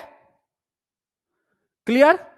देखो मैं क्या बोल रहा हूं, यदि आपको कोई बोला है कि फ्रीक्वेंसी कोई चीज है जो लेंथ के इनवर्सली प्रोपोर्शनल होगी, कोई चीज, मुझे क्या मतलब, मेरे को दे रखा है, मैं मान रहा हूं ठीक है कि सर फ्रीक्वेंसी कोई चीज है जो लेंथ के इनवर्सली प्रोपोर्शनल दे रखा है। Frequency is inversely proportional to their length.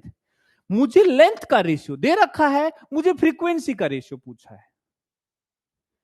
मुझे दो दो के लिए समझो, ऐसे समझो।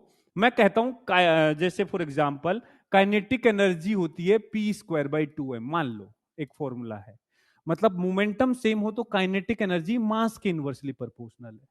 तो मैं क्या करता हूं, काइनेटिक एनर्जी का जो रेशियो है मास के इनवर्स रेशियो में m2/m1 लिखूंगा। बेसिकली ये आपने लिखा है 1/m2 upon 1/m1, sorry m K1 है ना, 1/m1 1/m2 ये लिखा है आपने, लेकिन इसको आप उल्टा करके लिख दे रहे हो। काइनेटिक एनर्जी का रेशियो 1/मास के रेशियो में है। काइनेटिक एनर्जी का रेशियो K1 1/m1 के, K2 1/m2 के। जब इसको सोल्व करते हैं तो m2/m1 आता है।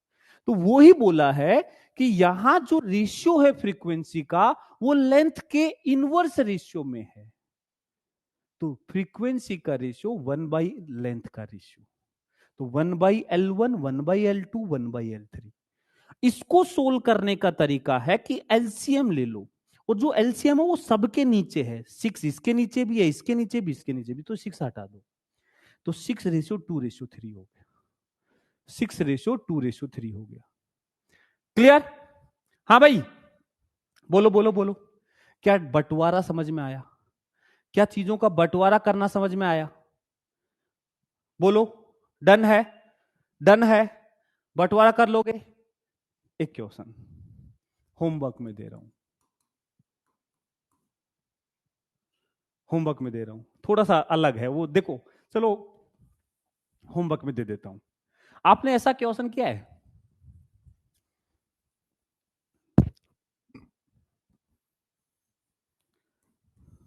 सर ये क्या करवा रहे हो, बेसिक में कहां करंट इलेक्ट्रिसिटी ला रहे हो?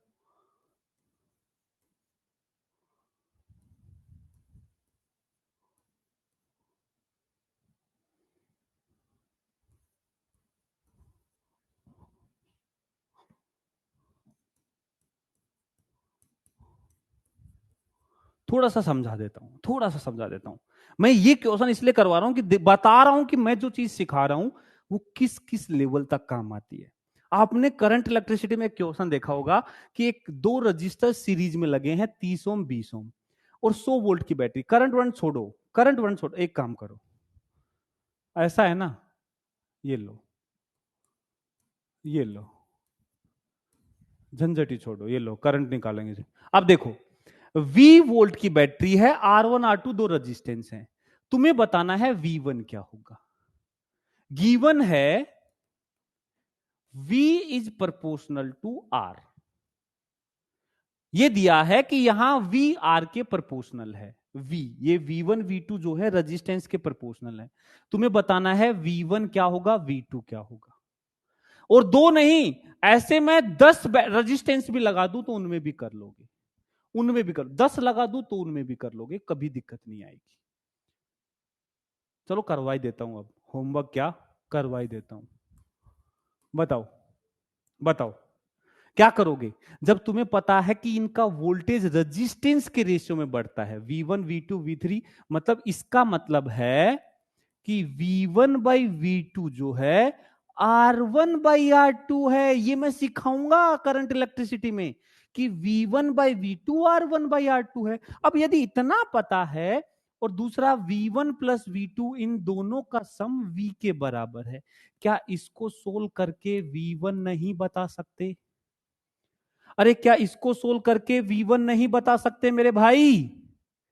प्रॉपर्टी कितनी, दोनों का सम, ये प्रॉपर्टी है किस रेशियो में, इस रेशियो में। तो इस प्रॉपर्टी के कितने टुकड़े करेंगे, R1 प्लस R2 हिस्से करेंगे बराबर बराबर। V1 तो कितने दे दूंगा, R1। ऐसे V2 देना है तो property V R1 plus R2 हिस्से कर दिए, और V2 को कितने देना है, R2 हिस्से दे दिए। आंसर लो। देखो बहुत जगह यूज आता है ये बंटवारा करना। तो मेरा मकसद जो आज का है वो सुन लो, मेरा मकसद आज का ये क्वेश्चन सोल्व करवाना नहीं है। सुनना मेरी बात, आज की क्लास का ये जो मैंने कंसेप्ट बताया, इसका मकसद मुझे ये रेजिस्टेंस का प्रॉब्लम सोल्व करवाना नहीं है, मुझे बंटवारा करना सिखाना है। कि मैं कह दूं कि इन दो क्वांटिटी, इस क्वांटिटी को दो क्वांटिटी में बांटना है जिनका रेशियो ये है। मैं किसी भी रेशियो बोलूं आप तुरंत से बता सकते हो कि ये आंसर आएगा। मतलब मेरा मकसद है कि यदि ये इक्वेशन है तो आप मजदूरी ना करें। जब ये इक्वेशन दो आपके सामने हो तो मजदूरी नहीं करनी है, लॉजिकली आगे बढ़ना है। मजदूरी करने में समय खराब मत करना कि मैं V1 को निकाल लूंगा, V2 के टर्म्स में इसमें रखूंगा, फिर सोल्व करूंगा, फिर कॉमन लूंगा, फिर आंसर निकालूंगा V1 का, फिर उसको V2 में इसमें रखूंगा, फिर V2 आएगा। मजदूरी नहीं करनी है, बस सिर्फ क्या करना है, रेशियो R1 रेशियो R2 है तो टोटल करो R1 प्लस R2। तो ये जो भी प्रॉपर्टी है V, दोनों का सम जो टोटल है इसके बराबर R1 प्लस R2 इससे कर दिया, मतलब डिवाइड कर दिया। V1 को R1 से मल्टीप्लाई कर देंगे, इस क्वांटिटी को V2 के लिए R2 से मल्टीप्लाई कर देंगे। ठीक है, क्लियर? बोलो बोलो बोलो बोलो, क्या ये बात क्लियर है? नोट्स बेटा इसी लेक्चर के साइड में आपको दिख जाएगा, बाद में जैसे क्लास खत्म होगी मैं नोट्स अपलोड कर दूंगा, वो आपको लेक्चर के साइड में दिख जाएगा, बिल्कुल टेंशन ना ले, वो सब बता देंगे आपको।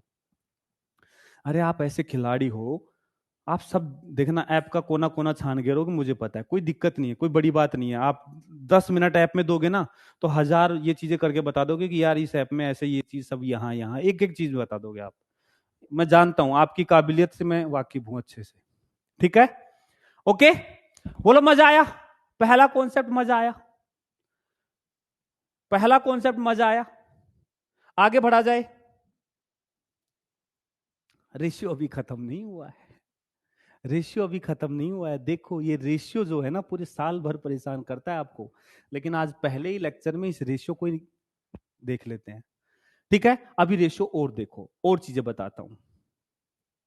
रेशियो प्रॉब्लम देखो, इसमें क्या आपको ध्यान रखना होता है, मेन चीज क्या है, सिंपल यदि मान लो ना 2:3 तो समझ में आता है, 2 और 3 का रेशियो तो समझ में आता है, लेकिन मान लो कोई क्वांटिटी ऐसी है a upon B divide by c upon d, मतलब p बाई क्यू के फॉर्मेट में नंबर है।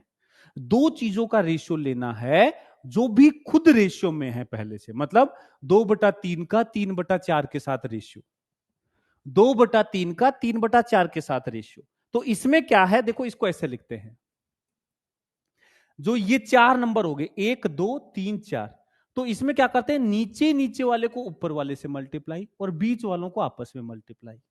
तो एक्चुअल में ये होता है a into D upon B into C. सबको पता है लेकिन फिर भी गलती करते हैं, फिर भी गलती करते हैं।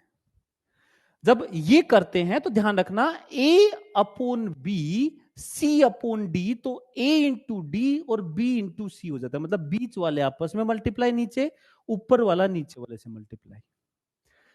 कभी यदि मान लो ऐसा लिखना हो a upon B by C, a upon B by C, a upon B by C, इसको कैसे सोल्व करोगे, जैसे 2 को 3/2 से डिवाइड करो, 2 को 3/2 से, तो गलती बच्चे से क्या होती है कि वो क्या करता है, देखो वो कहेगा कि यहां पर सर चौथा नंबर तो है ही नहीं, चौथा नंबर तो है ही नहीं, तो वो मर्जी से कहीं भी 1 लगा देता है। ऐसा नहीं होता है। एक्चुअल में ये जो नंबर लिखा हुआ है इसको आपको समझना होगा कि ये लिखा हुआ है ए नहीं है, a/1 है और नीचे b/c है, ऐसे ये ध्यान देना होगा। ये जो a है वो बाय डिफॉल्ट a/1 है, जैसे सिर्फ मैंने कहा एक रेशियो है 2, तो वो 2 नहीं 2/1 है, वो रेशियो नीचे 1 खुद से अज्यूम कर लेते हैं।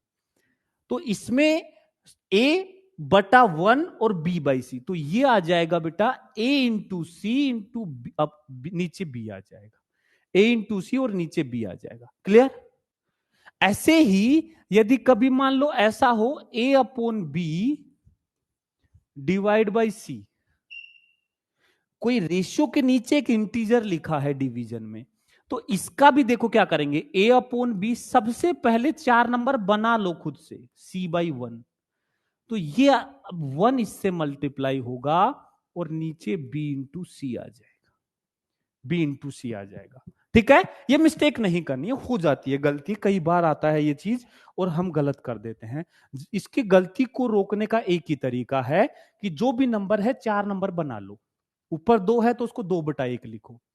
जैसे कई बार नहीं आता, refractive index of glass is this, refractive index of water is this, refractive index of glass with respect to water, ये आती है ऐसी कैलकुलेशन, और उसमें गलती करता है। जब हम लेंस मेकर फॉर्मूला लगाते हैं, म्यू रिलेटिव लिखते हैं, mu of lens upon mu of surrounding, करते हैं ये मिस्टेक। आप बहुत से बच्चे करते हैं ये मिस्टेक, ये नहीं करनी है, अभी से समझना है इस चीज को, अभी से समझना है। ठीक है, और एक चीज,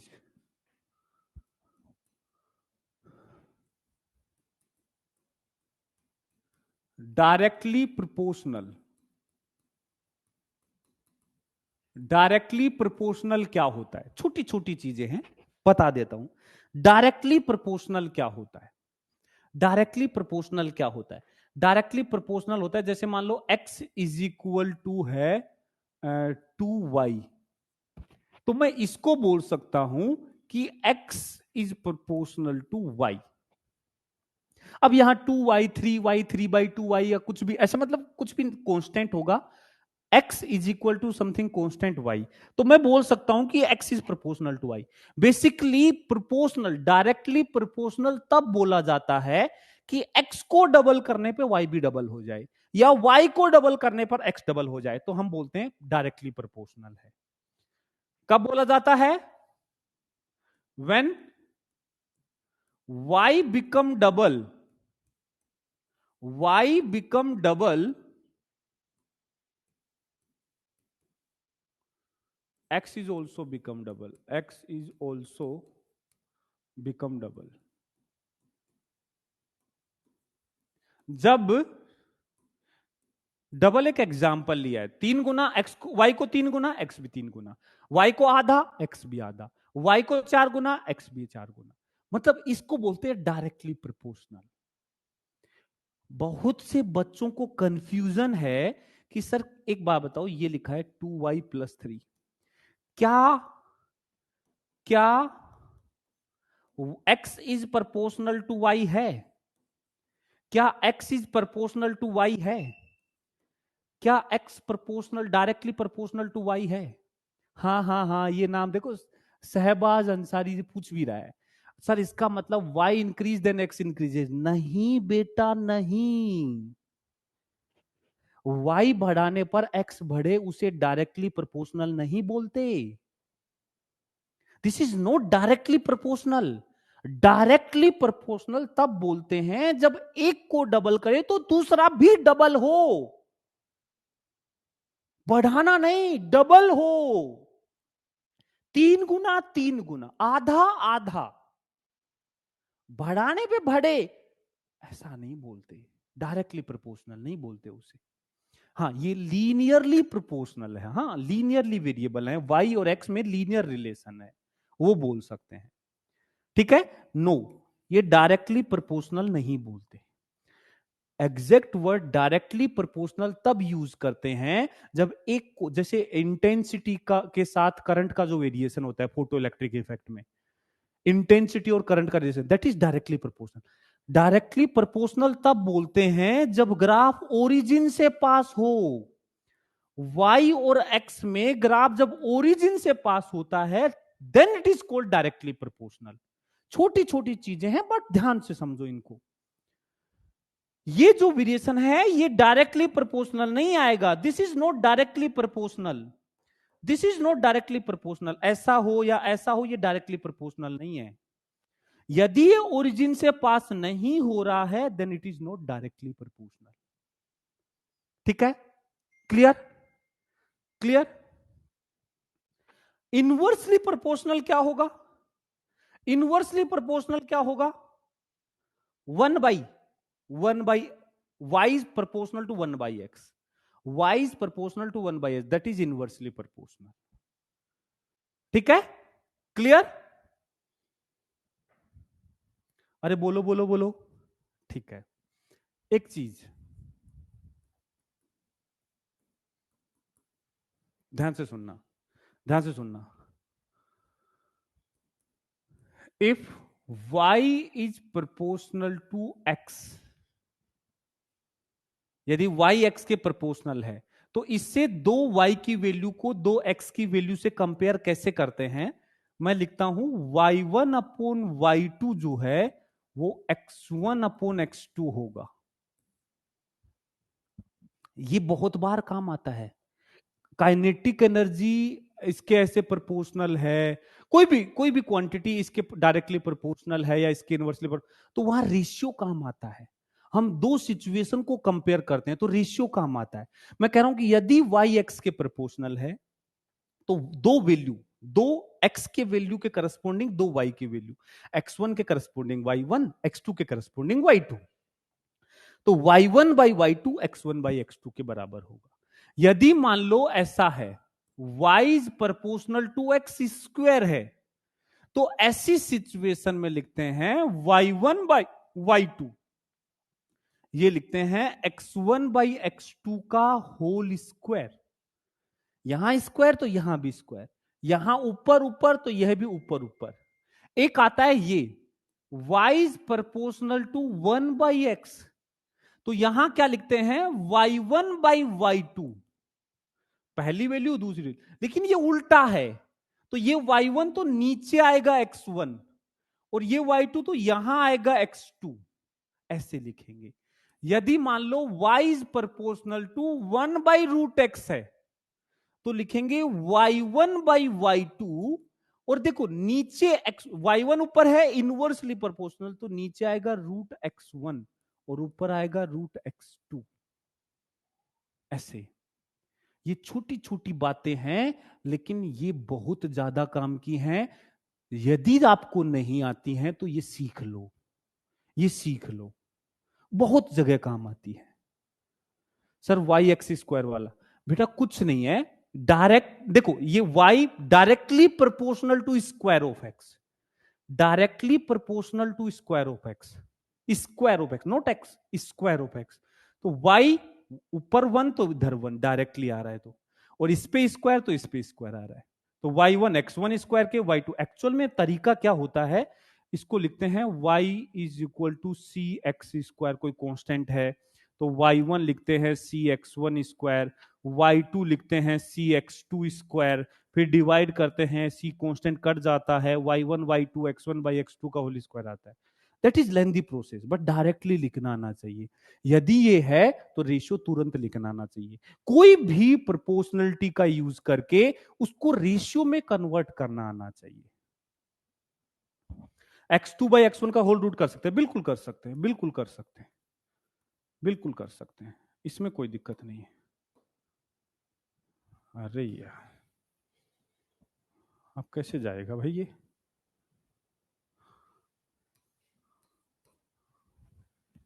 ठीक है, बोलो बोलो, होल स्क्वायर एक ही तो बात है बेटा, ऊपर स्क्वायर नीचे स्क्वायर, तो इसको पूरे को एक साथ लिख सकते हैं, कोई दिक्कत नहीं है, कोई दिक्कत नहीं है। रूट रूट कटेगा सर, हाँ बेटा शाबाश, रूट से रूट कट जाएगा ना, लायक हद कर रही है।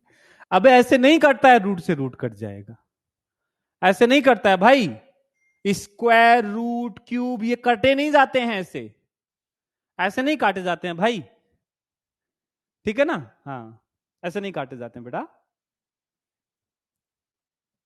चलो अब इस पे चलो प्रॉब्लम करवाता हूं, इस पे प्रॉब्लम करवाता हूं, प्रैक्टिस हो जाएगी जल्दी से। जो बातें बता दी वो ध्यान रखना है, अब प्रॉब्लम करो,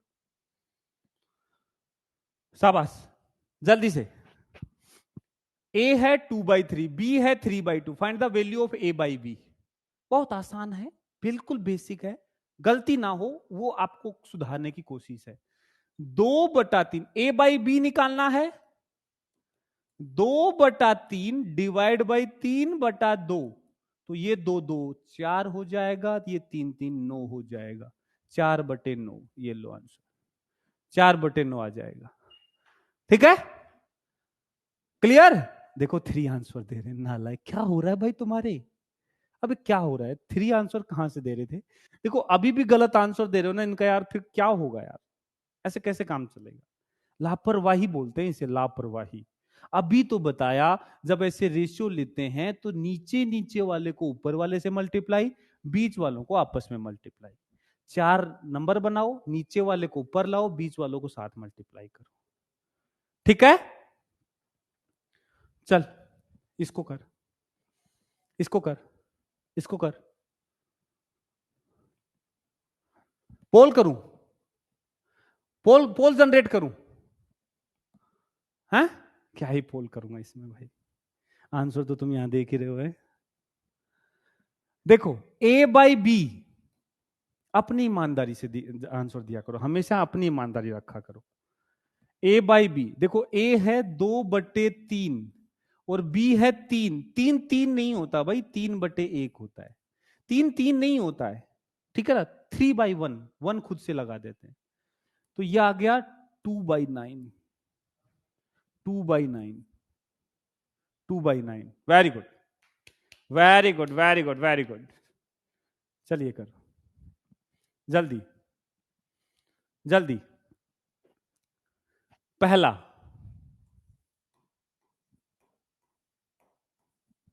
प्रैक्टिस अच्छे से होनी चाहिए भाई। देखो नंबर ऑफ क्वेश्चंस भर भर के करा दूंगा, टेंशन मत लेना, भर भर के गिनोगे ना आप ऐसे लाइन से, बहुत क्वेश्चन करा दूंगा, मतलब एक एक प्रॉब्लम पे डिफरेंट वैरायटी के क्वेश्चंस बनने चाहिए ताकि हमें प्रैक्टिस बढ़ जाए। बता, 2 को डिवाइड करो 1/3 से, क्या आएगा? 2/3। हाँ हाँ हाँ, 2 को डिवाइड करो 1/3 से, बेटा ये लिखा हुआ है 2 को डिवाइड करो 1/3 से, 2 को डिवाइड करो 1/3 से, बेटा ये लिखा हुआ है 2 नहीं, ये 2/1 है और ये 1/3 है, तो ये 6 आएगा, 6 6 आएगा। 2 को डिवाइड करो, 2 अपने आप में 2 नहीं है, 2/1 है। जब ऐसे 4 नंबर बनाना है, 2 को 1/3 से, तो इसको 2 को 2/1 लिखो, एरर नहीं, गलती नहीं होगी। चलो इसको बताओ, 2/3 को 4 से डिवाइड करो, 2/3 को डिवाइड करो 4 से, तो एक्चुअल में ये लिखा हुआ है 2/3 डिवाइड बाई 4/1, तो ये 2 एकम 2 और 4 तिया 12, 1/6 आंसर, 1/6 आंसर, 1/6 आंसर। ठीक है, ये देखो, ये देखो, हाफ ऑफ 5/3, हाफ ऑफ 5/3 क्या बोलते हो, 5/3 का हाफ,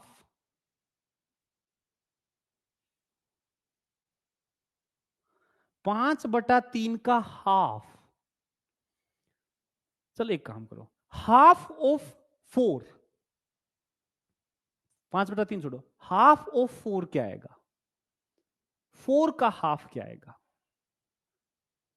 तो ऐसा एक्चुअली में ऐसा क्यों बोल रहा हूं, जब भी आपको कंफ्यूजन हो ना तो प्रॉब्लम को आसान कर लिया करो। 4 का हाफ तुरंत दिमाग में आएगा 2, एक्चुअल में आपने क्या किया सोच के देखो, 4 का हाफ करना था तो आपने मल्टीप्लाई किया, ये चीज क्लियर हो जाएगी कि 4 का हाफ करना है तो हाफ से मल्टीप्लाई करना है। ठीक है ना, ये चीज क्लियर होगी कि हाँ मल्टीप्लाई करना है हाफ से।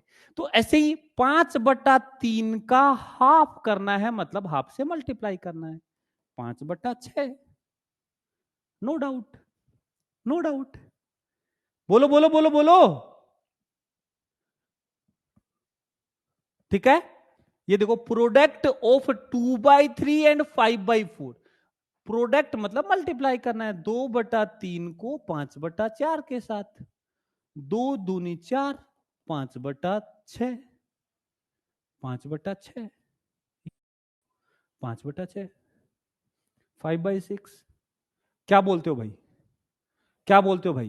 देखो बिल्कुल बेसिक है लेकिन ये गलती होती है इसीलिए करवा रहा हूं मैं, इसमें आपको सिखा नहीं रहा हूं, बस इसमें इस वाली चीज में आपको बता रहा हूं कि देखो ये गलतियां कर सकते हो सकता है आप कहीं 1 नीचे लेना भूल जाओ, हो सकता है गलती से किसी और को मल्टीप्लाई कर दो। बेसिक चीजें देखो, जैसे मेरे को ये हाफ करना था तो मैंने एक आसान एग्जांपल सोचा कि 4 का हाफ, उससे मेरे को आइडिया लगा कि अच्छा 4 को हाफ से मल्टीप्लाई करना है या 4 को 2 से डिवाइड करना है, हाफ मतलब 2 से डिवाइड करना है, और यहां से 5/3 का हाफ मतलब 2 से डिवाइड करना है, इसलिए 6 हो जाएगा नीचे। ठीक है, और लो, ये लो, ये बुक्स में नहीं मिलेंगे ये क्वेश्चन, पहले बता रहा हूं किसी बुक में नहीं मिलेंगे, ऐसे कहीं नहीं मिलेंगे। बैठ के खुद से एक एक क्वेश्चन डिजाइन किया है कि कहां कहां कौन सा कंसेप्ट यूज आता है और उनको कैसे कन्वर्ट करके बेसिक के क्वेश्चंस आपको करवाए जा सकते हैं। इनको सारे क्वेश्चंस को एक बार लगा लेना अच्छे से, ठीक है। चलो, if pressure P is equal to this, if the ratio of pressure at 2 point x1 and x2 is this, देखो ऐसे ऐसे ऐसे प्रॉब्लम बनती हैं। हमें दिया कि P इज इक्वल टू है 2√x, मतलब P is directly proportional to √x, P is directly proportional to √x, 2 तो एक कांस्टेंट है। तो हम क्या करेंगे, दो प्रेशर हैं x1 x2 पर, प्रेशर जो है P1 P2 उनका रेशियो दे रखा है। गिवन क्या क्या है, हमें गिवन है P1 रेशियो P2, मतलब P1/P2, बेटा रेशियो को डिवीजन में भी लिख देते हैं, 2:3 मतलब 2/3, ये दिया है। पूछा क्या है, x1/x2, तो देखो यहां से क्या लिखोगे, P1/P2 डायरेक्टली है तो यह आएगा √x1/x2, यस और नो, यस और नो। P1/P2 2/3 दिया है, 2/3 दिया है, और ये आ गया x1/x2। इसको सोल्व करने के लिए क्या करोगे, दोनों तरफ स्क्वायर, 4/9 x1/x2, रूट हट जाएगा, 4/9 आंसर आ जाएगा, 4/9 आंसर आ जाएगा। क्या बोलते हो, क्या बोलते हो, हाँ भाई क्लियर, अरे बोलो बोलो बोलो। बेटा P is equal to 2√x है, तो यहां P √x के डायरेक्टली प्रोपोर्शनल हो गया, √x के, नॉट x के, √x के। ये तो कांस्टेंट है, तो P1 by P2 root as it is रह जाएगा X1 बाई X2। प्रोपोर्शनलिटी कैसे लिया? एक्चुअल में देखो तरीका तो क्या होता है कि P1 जो है ये होगा 2 रूट X1, P2 जो है ये होगा 2 रूट X2, फिर इनको डिवाइड करेंगे, 2 2 कटेगा, P1 by P2 root X1 by X2 आता है। लेकिन अब ऐसा बच्चों की तरह थोड़ा ना करेंगे, हम ये छोटे बच्चे करते हैं ऐसे, इसको हम छोटे बच्चे थोड़ा ना रह गए। अब हम सीधा लिखेंगे कि P रूट X कैसे है, तो P1 बाई P2 तुरंत कन्वर्ट करेंगे P1 बाई P2 में, यहां P1 P2 में कन्वर्ट, यहां X X1 X2 में, और डायरेक्टली है तो सीधा P1 ऊपर X1 P2 X2, रूट है तो रूट आ जाएगा ऐसे। यहां स्क्वायर होता तो स्क्वायर आ जाता, 1 बाई होता तो ये उल्टे हो जाते, 1 बाई रूट एक्स होता तो ये उल्टे हो जाते। ठीक है, ये बच्चों की तरह नहीं करना है अब भाई, इसका समय नहीं होगा अपने पास, हमें सीधा लिखना होगा, सीधा लिखना होगा। ओके, क्लियर हुआ? क्लियर हुआ? Just a second.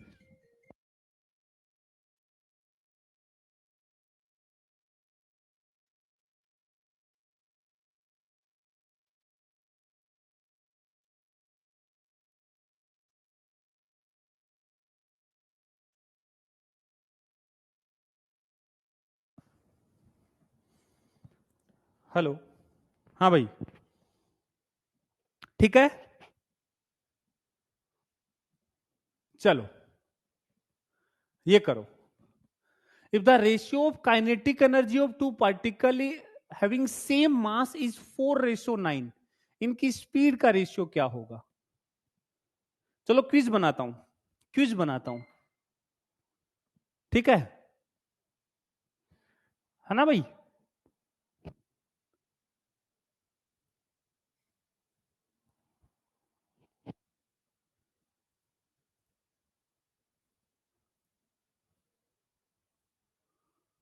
चलो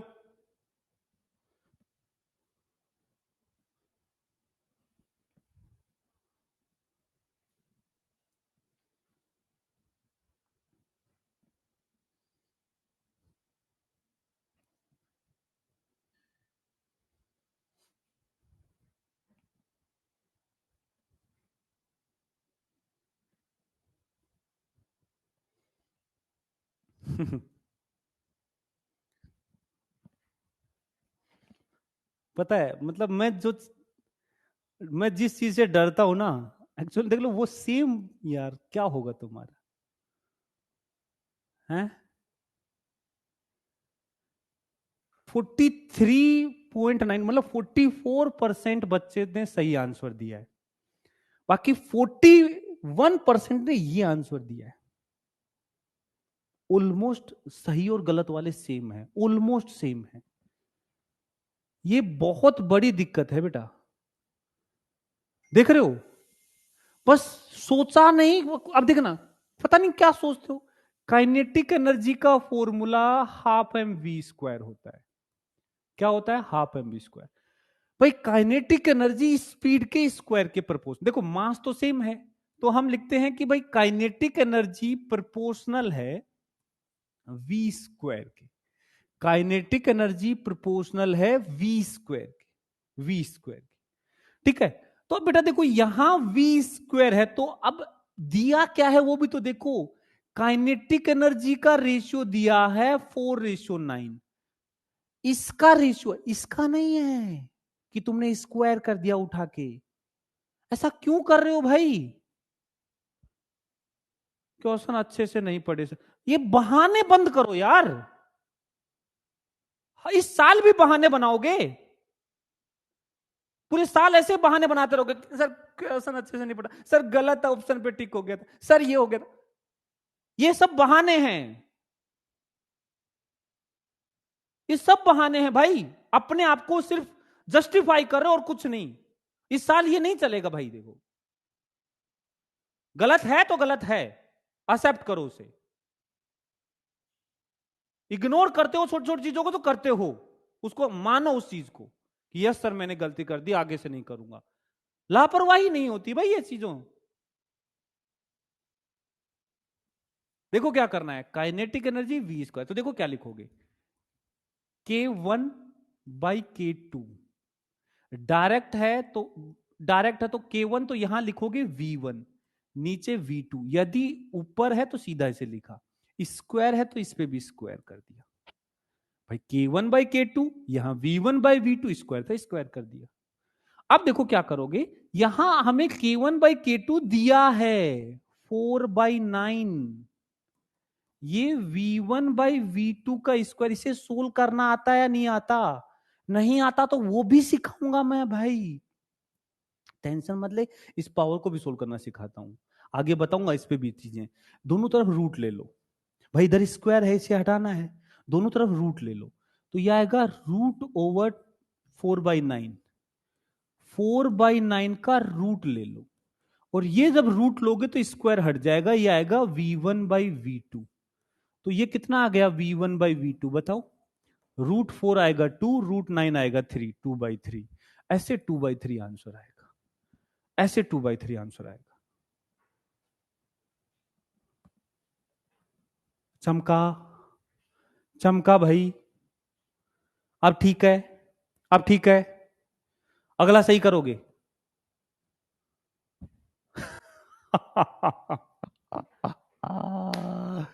अरे रुक जाओ, इसमें तो फैल जाओगे तुम, अरे इसमें फैल जाओगे, इतना ज्यादा खतरनाक दूंगा फैल जाओगे, थोड़ा आसान करवा देता हूं, ठीक है।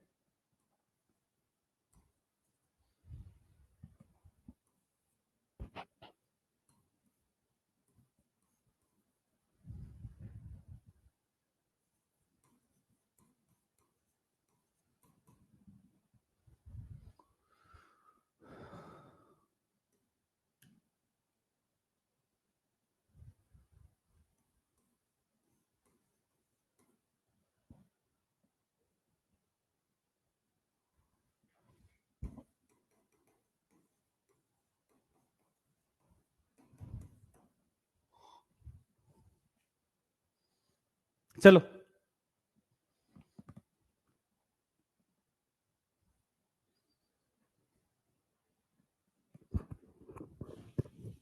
सोल्व करो भाई, जल्दीबाजी नहीं है, सही करना है, जल्दीबाजी नहीं करनी है, सही करना है।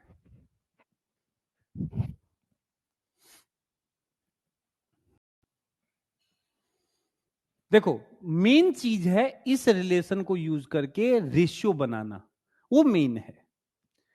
यहां क्या है, y1/√x, तो लिखोगे y1/y2, दो एक y1 एक y2, उल्टा है तो देखो उल्टे के केस में क्या लिखते हैं, नीचे x1 लिखेंगे, 1/, में है ना तो y1 में 1/, में आएगा, तो नीचे आएगा √x1, और इसका नीचे जो है वो ऊपर आ जाएगा √x2। ऐसे समझो जब 1/, में होता है तो उल्टा रेशियो हो जाता है, ऊपर वाला नीचे, नीचे वाला ऊपर, और रूट है तो रूट एज इट इज लगेगा। अब इसको लिखोगे √x2/x1, बट हमें तो x1/x2 दिया है, तो x2/x1 इसका उल्टा होगा, तो √x2/x1 हो जाएगा 81/16, 81 का रूट आएगा 9 और 16 का आएगा 4, तो आंसर आएगा 9/4। 4/9 नहीं अभिषेक, 9/4, 9/4, ठीक है, 9/4 आंसर आएगा। 4/9 वाले को -1 मिलेगा, कोई मतलब वो नहीं बढ़ता जाएगा कि यार इसने थोड़ा गलत किया, -1 ही मिलेगा, -1 ही मिलेगा बेटा, ओके। ये आपको मैं होमवर्क में देता हूं, आराम से सोचना, आराम से, ये आता है, ये प्रॉब्लम आती है आगे, ठीक है ना, वेव ऑप्टिक्स में या फिर वेव में, ठीक है ना, ये प्रॉब्लम आता है, ये आपको होमवर्क में दे रहा हूं, आराम से सोल्व करना, कोई जल्दीबाजी नहीं है, ठीक है, इसको सोल्व करके लाना है। अब देखो रेशियो कैसे कैसे और काम आते हैं, देखना कई जगह हमारी कैलकुलेशन बचाते हैं, जैसे ये ग्रेविटेशन का क्वेश्चन है, ग्रेविटेशन का क्वेश्चन है, देखो कैसे हमारी कैलकुलेशन बचाते हैं ये देखो, if acceleration due to gravity is given by this, दिया है formula gm by small r square, ये एक्सेलरेशन ड्यू टू ग्रेविटी है, ठीक है। Its value at small r is equal to capital r is g, then its value will be g by 9 at a distance, किस distance पे इसकी value g by 9 हो जाएगी, ये अभी हमें सीखना पड़ेगा। देखो फॉर्मूला ग्रेविटेशन में बताता हूं, उसको छोड़ दो, मैंने दे दिया, आपके ऑप्शन को करो, कैलकुलेशन करना सीख जाओ। हाँ भाई, जी डैश कोई चीज है जिसको एक्सेलरेशन ड्यू टू ग्रेविटी बोला है, ये gm बाई आर स्क्वायर है, ये सब कांस्टेंट है, बस आर वेरिएबल है। तो बेसिकली हमें क्या देखना है कि ये जो g है ये 1 बाई आर स्क्वायर के प्रोपोर्शनल है, ठीक है। अब हमें दो पोजीशन दी हैं, एक small r is equal to capital r, दूसरा पूछा है, तो देखो इसका रिलेशन क्या लिखते हैं, इसमें लिखेंगे g1 by g2 is equal to 1 by है तो नीचे आएगा r1, ऊपर आएगा r2, स्क्वायर है तो स्क्वायर आएगा। अब देखो g1 क्या है, g1 g दे रखा है, g कहां, r पर, तो देखो r1 जो है वो कैपिटल R है, g1 जो है g है, r2 हमसे पूछा है, g2 हमें g बाई 9 दे रखा है। बिल्कुल बेसिक लेवल से सिखा रहा हूं, बिल्कुल बेसिक तरीके से, कुछ ज्यादा मैं हाई चीज नहीं कर रहा, बस तुम्हें वैल्यू पुट करनी है। g1 कितना है g, g2 कितना है g बाई 9, देख देख देख, वो जो रेशियो सिखाए हैं ना वो ऐसे काम आते हैं, ऐसे काम आते हैं। यहां तेरे को ध्यान देना होगा कैलकुलेशन का, कि ये g नहीं g बाई 1 है, तेरे को ध्यान देना होगा इस चीज का कि ये जो g है g नहीं g बाई 1 है, और इधर R2 तुझे निकालना है, और R1 कैपिटल R दे रखा है उसका स्क्वायर, तो ये कितना, देखो g से g कट जाएगा यहां से, और ये 9 ऊपर आएगा, तो 9 is equal to R2 by R का होल स्क्वायर, दोनों तरफ रूट करोगे तो यह आएगा 3 R2 बाई R, तो यहां से R2 will be 3R, R2 will be 3R, R2 will be 3R। ये तो हमें सोल्व करना आना ही चाहिए, लेकिन एसीपी का बच्चा ऐसे भी सोल्व नहीं करता है, इसमें भी उसको ऐसे लगता है कि बहुत बड़ा कैलकुलेशन हो गया। नहीं समझ आया, चलो दोबारा बता देता हूं। बेटा एक फॉर्मूला दिया गया हमें, क्या चीज है मुझे मतलब नहीं है, अभी मुझे नहीं आता है, अभी मुझे सिर्फ ये पता है कि ये फॉर्मूला है gm बाई आर स्क्वायर है, ठीक है। मुझे ये देखना है कि जो g है वो आर स्क्वायर के इनवर्सली प्रोपोर्शनल है, तो दो सिचुएशन को कंपेयर करूंगा, तो g का रेशियो r के रेशियो स्क्वायर के रेशियो को उल्टा, r का स्क्वायर का रेशियो क्या आएगा, r1 square by r2 square, उल्टा करोगे तो r2 square by r1 square. r1 जो है वो r दिया है जहां g हमें g दिया है, R2 हमें पूछा है जहां g बाई 9 है, मैंने इसमें वैल्यू पुट की और सोल्व किया है, और ये हर एक कैलकुलेशन में सिखा चुका हूं पहले, कैसे सोल्व किया है, रेशियो को कैसे सोल्व किया है ये मैं सिखा चुका हूं पहले, ठीक है। ओके ओके भाई, हाँ हाँ, लेकिन इसका एक और तरीका है, एसीपी का बच्चा देखो अब इसको कैसे सोल्व करता है।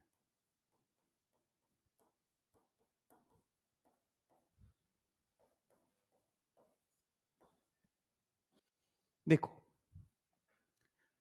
इतना भी नहीं करना, सीधा ही सोचता है, जी डैश है gm by r square, logically सोचो, जब r को डबल करोगे, ध्यान से सुनना, स्मॉल r की वैल्यू को 2 गुना करोगे तो यहां 2r का स्क्वायर मतलब नीचे 1/4 चीज बनेगी, कैपिटल R पे कैपिटल R रखने पर at small r is equal to capital R, g जो है gm by capital R square, लेकिन मुझे बनाना है g बाई 9, मतलब मुझे नीचे 9 बनाना है, मतलब मुझे यहां 9 चाहिए, तो बताओ इसकी वैल्यू कितना रखूं कि बाहर 9 आए?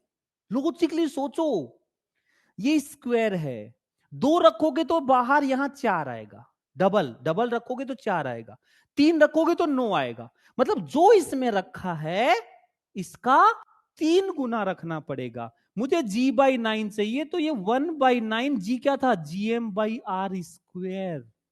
तो बेसिकली मुझे gm/3r का होल स्क्वायर चाहिए। मुझे ये 3r चाहिए, वही सीधा आंसर है। क्यों इतना सोल्व करूं भाई मैं, क्यों इतनी मेहनत करूं? यदि एक बार प्रोपोर्शनलिटी का खेल सीख गए तो ऐसे क्वेश्चन को तो धुआं धुआं कर देंगे। बोलो बोलो बोलो बोलो। देखो देखो चीजें सिखाता हूं मैं। जैसे मान लो यदि y प्रोपोर्शनल है x स्क्वायर के, ध्यान से सुनना, तो ऐसे केस में x को 3 गुना करेंगे तो इसका इफेक्ट y पे स्क्वायर टाइम्स आएगा, 3 स्क्वायर टाइम्स, मतलब 3 का स्क्वायर टाइम्स हो जाएगा, क्योंकि ये स्क्वायर करता है। तो 3 टाइम्स करोगे x को तो ये x स्क्वायर 9 गुना हो जाएगा इसकी वैल्यू। ठीक है, ये 9 गुना हो जाएगा। ऐसे ही यदि मैं कहूं कि y जो है 1/x स्क्वायर के प्रोपोर्शनल है, तो तुम्हें क्या करना है, यदि x को 3 गुना करोगे तो y जो है स्क्वायर तो करेगा ही, बट 1/, स्क्वायर करेगा। मतलब 1/3 का स्क्वायर टाइम्स कर देगा। ये जो फैक्टर है ये यहां से निकालना है कि 3 का स्क्वायर करेगा या 1/3 स्क्वायर करेगा या रूट करेगा या क्या करेगा, वो यहां से निकालते हो प्रोपोर्शनलिटी से। लॉजिकली चीजों को सोचो कि यदि x को डबल करोगे तो ये 4 गुना हो जाएगा, लेकिन यहां x को डबल करोगे तो ये 1/4 गुना हो जाएगा, 3 गुना करोगे तो वो 1/9 गुना हो जाएगा, 4 गुना करोगे तो 1/16 गुना हो जाएगा। क्या ये बात समझ पा रहे हो? हाँ मुन्ना। और ये एक बार नहीं, 1000 बार करना पड़ेगा पूरे सेशन में, 1000 बार, हर चैप्टर में कई बार करना पड़ेगा। क्या ये बात समझ पा रहे हो? लेकिन इस चीज को यदि आज तुमने ऐसे सीखा की तरह घिसते रहोगे, गधों की तरह, और कैलकुलेशन की गलतियां होने के चांसेस बहुत बढ़ते रहेंगे। अब वो तुम सोच लो कि क्या गधा घिसाई करनी है या फिर समझदारी दिखानी है। क्या ये प्रोपोर्शनलिटी वाला खेल कर सकते हो भाई? देखो, जो माइंडेड बच्चे होते हैं ना वो करते हैं, लेकिन मैं चाहता हूं कि मेरी क्लास में पढ़ने वाला हर बच्चा ऐसे सोल्व करे। गधा घिसाई मुझे पसंद नहीं है।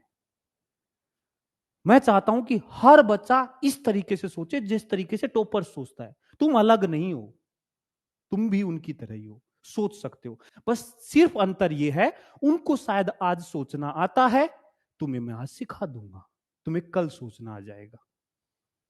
और मैं सबको साथ लेके चलने वाला मैं हूं।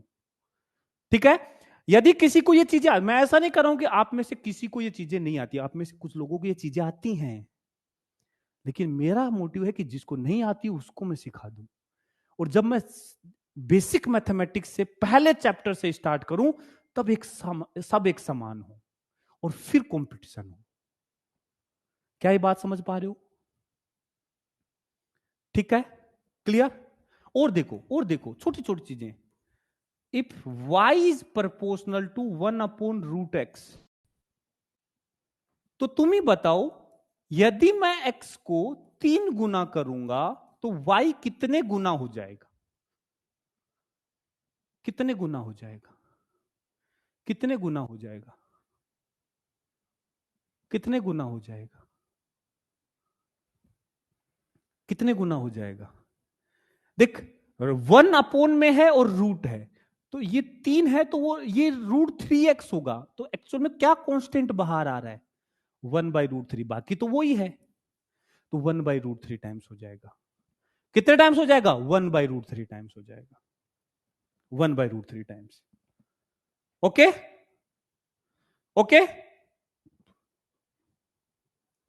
चलो, एक क्वेश्चन आपको होमवर्क में है, उसी लॉजिक से करना है, उसी लॉजिक से करना है भाई?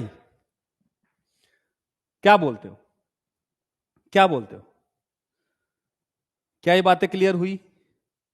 क्या ये बातें क्लियर हुई? तो फाइनली एक बार रिवाइज कर लें। क्या हम डिस्ट्रीब्यूशन करना सीख गए? क्वांटिटीज को बांटना सीख गए? क्या हम क्वांटिटीज को बांटना सीख गए? किसी भी, चाहे 2 का रेशियो हो, 3 का रेशियो हो, 4 का रेशियो हो, 1000 का रेशियो, हम बांट देंगे। कितने भी लोगों में किसी भी रेशियो में बांटना हो, हम तुरंत बांट देंगे। रेशियो का इनवर्स रेशियो करना हो, हम तुरंत कर देंगे एलसीएम लेके। ये एक एक चीजें सिखा दी है मैंने, ठीक है? और क्वेश्चंस गिने तो कितने गिने? बहुत हैं गिने, देखो 1 2 3 4 5 6 7 7 8 9 10 11 12 13 14 15 16 17 18 19, अब इनको 3 काउंट करें, एक 20 21 22 23, लगभग 23-24 क्वेश्चन के लगभग अपन ने फिर भी कर दिए। और ये देखो चीजें सीखने की हैं, एक बार सीख गए तो बस ये हो जाएंगे। क्या ये बात क्लियर है? जो होमवर्क में मैंने 2-3 क्वेश्चन दिए वो करके लाना है।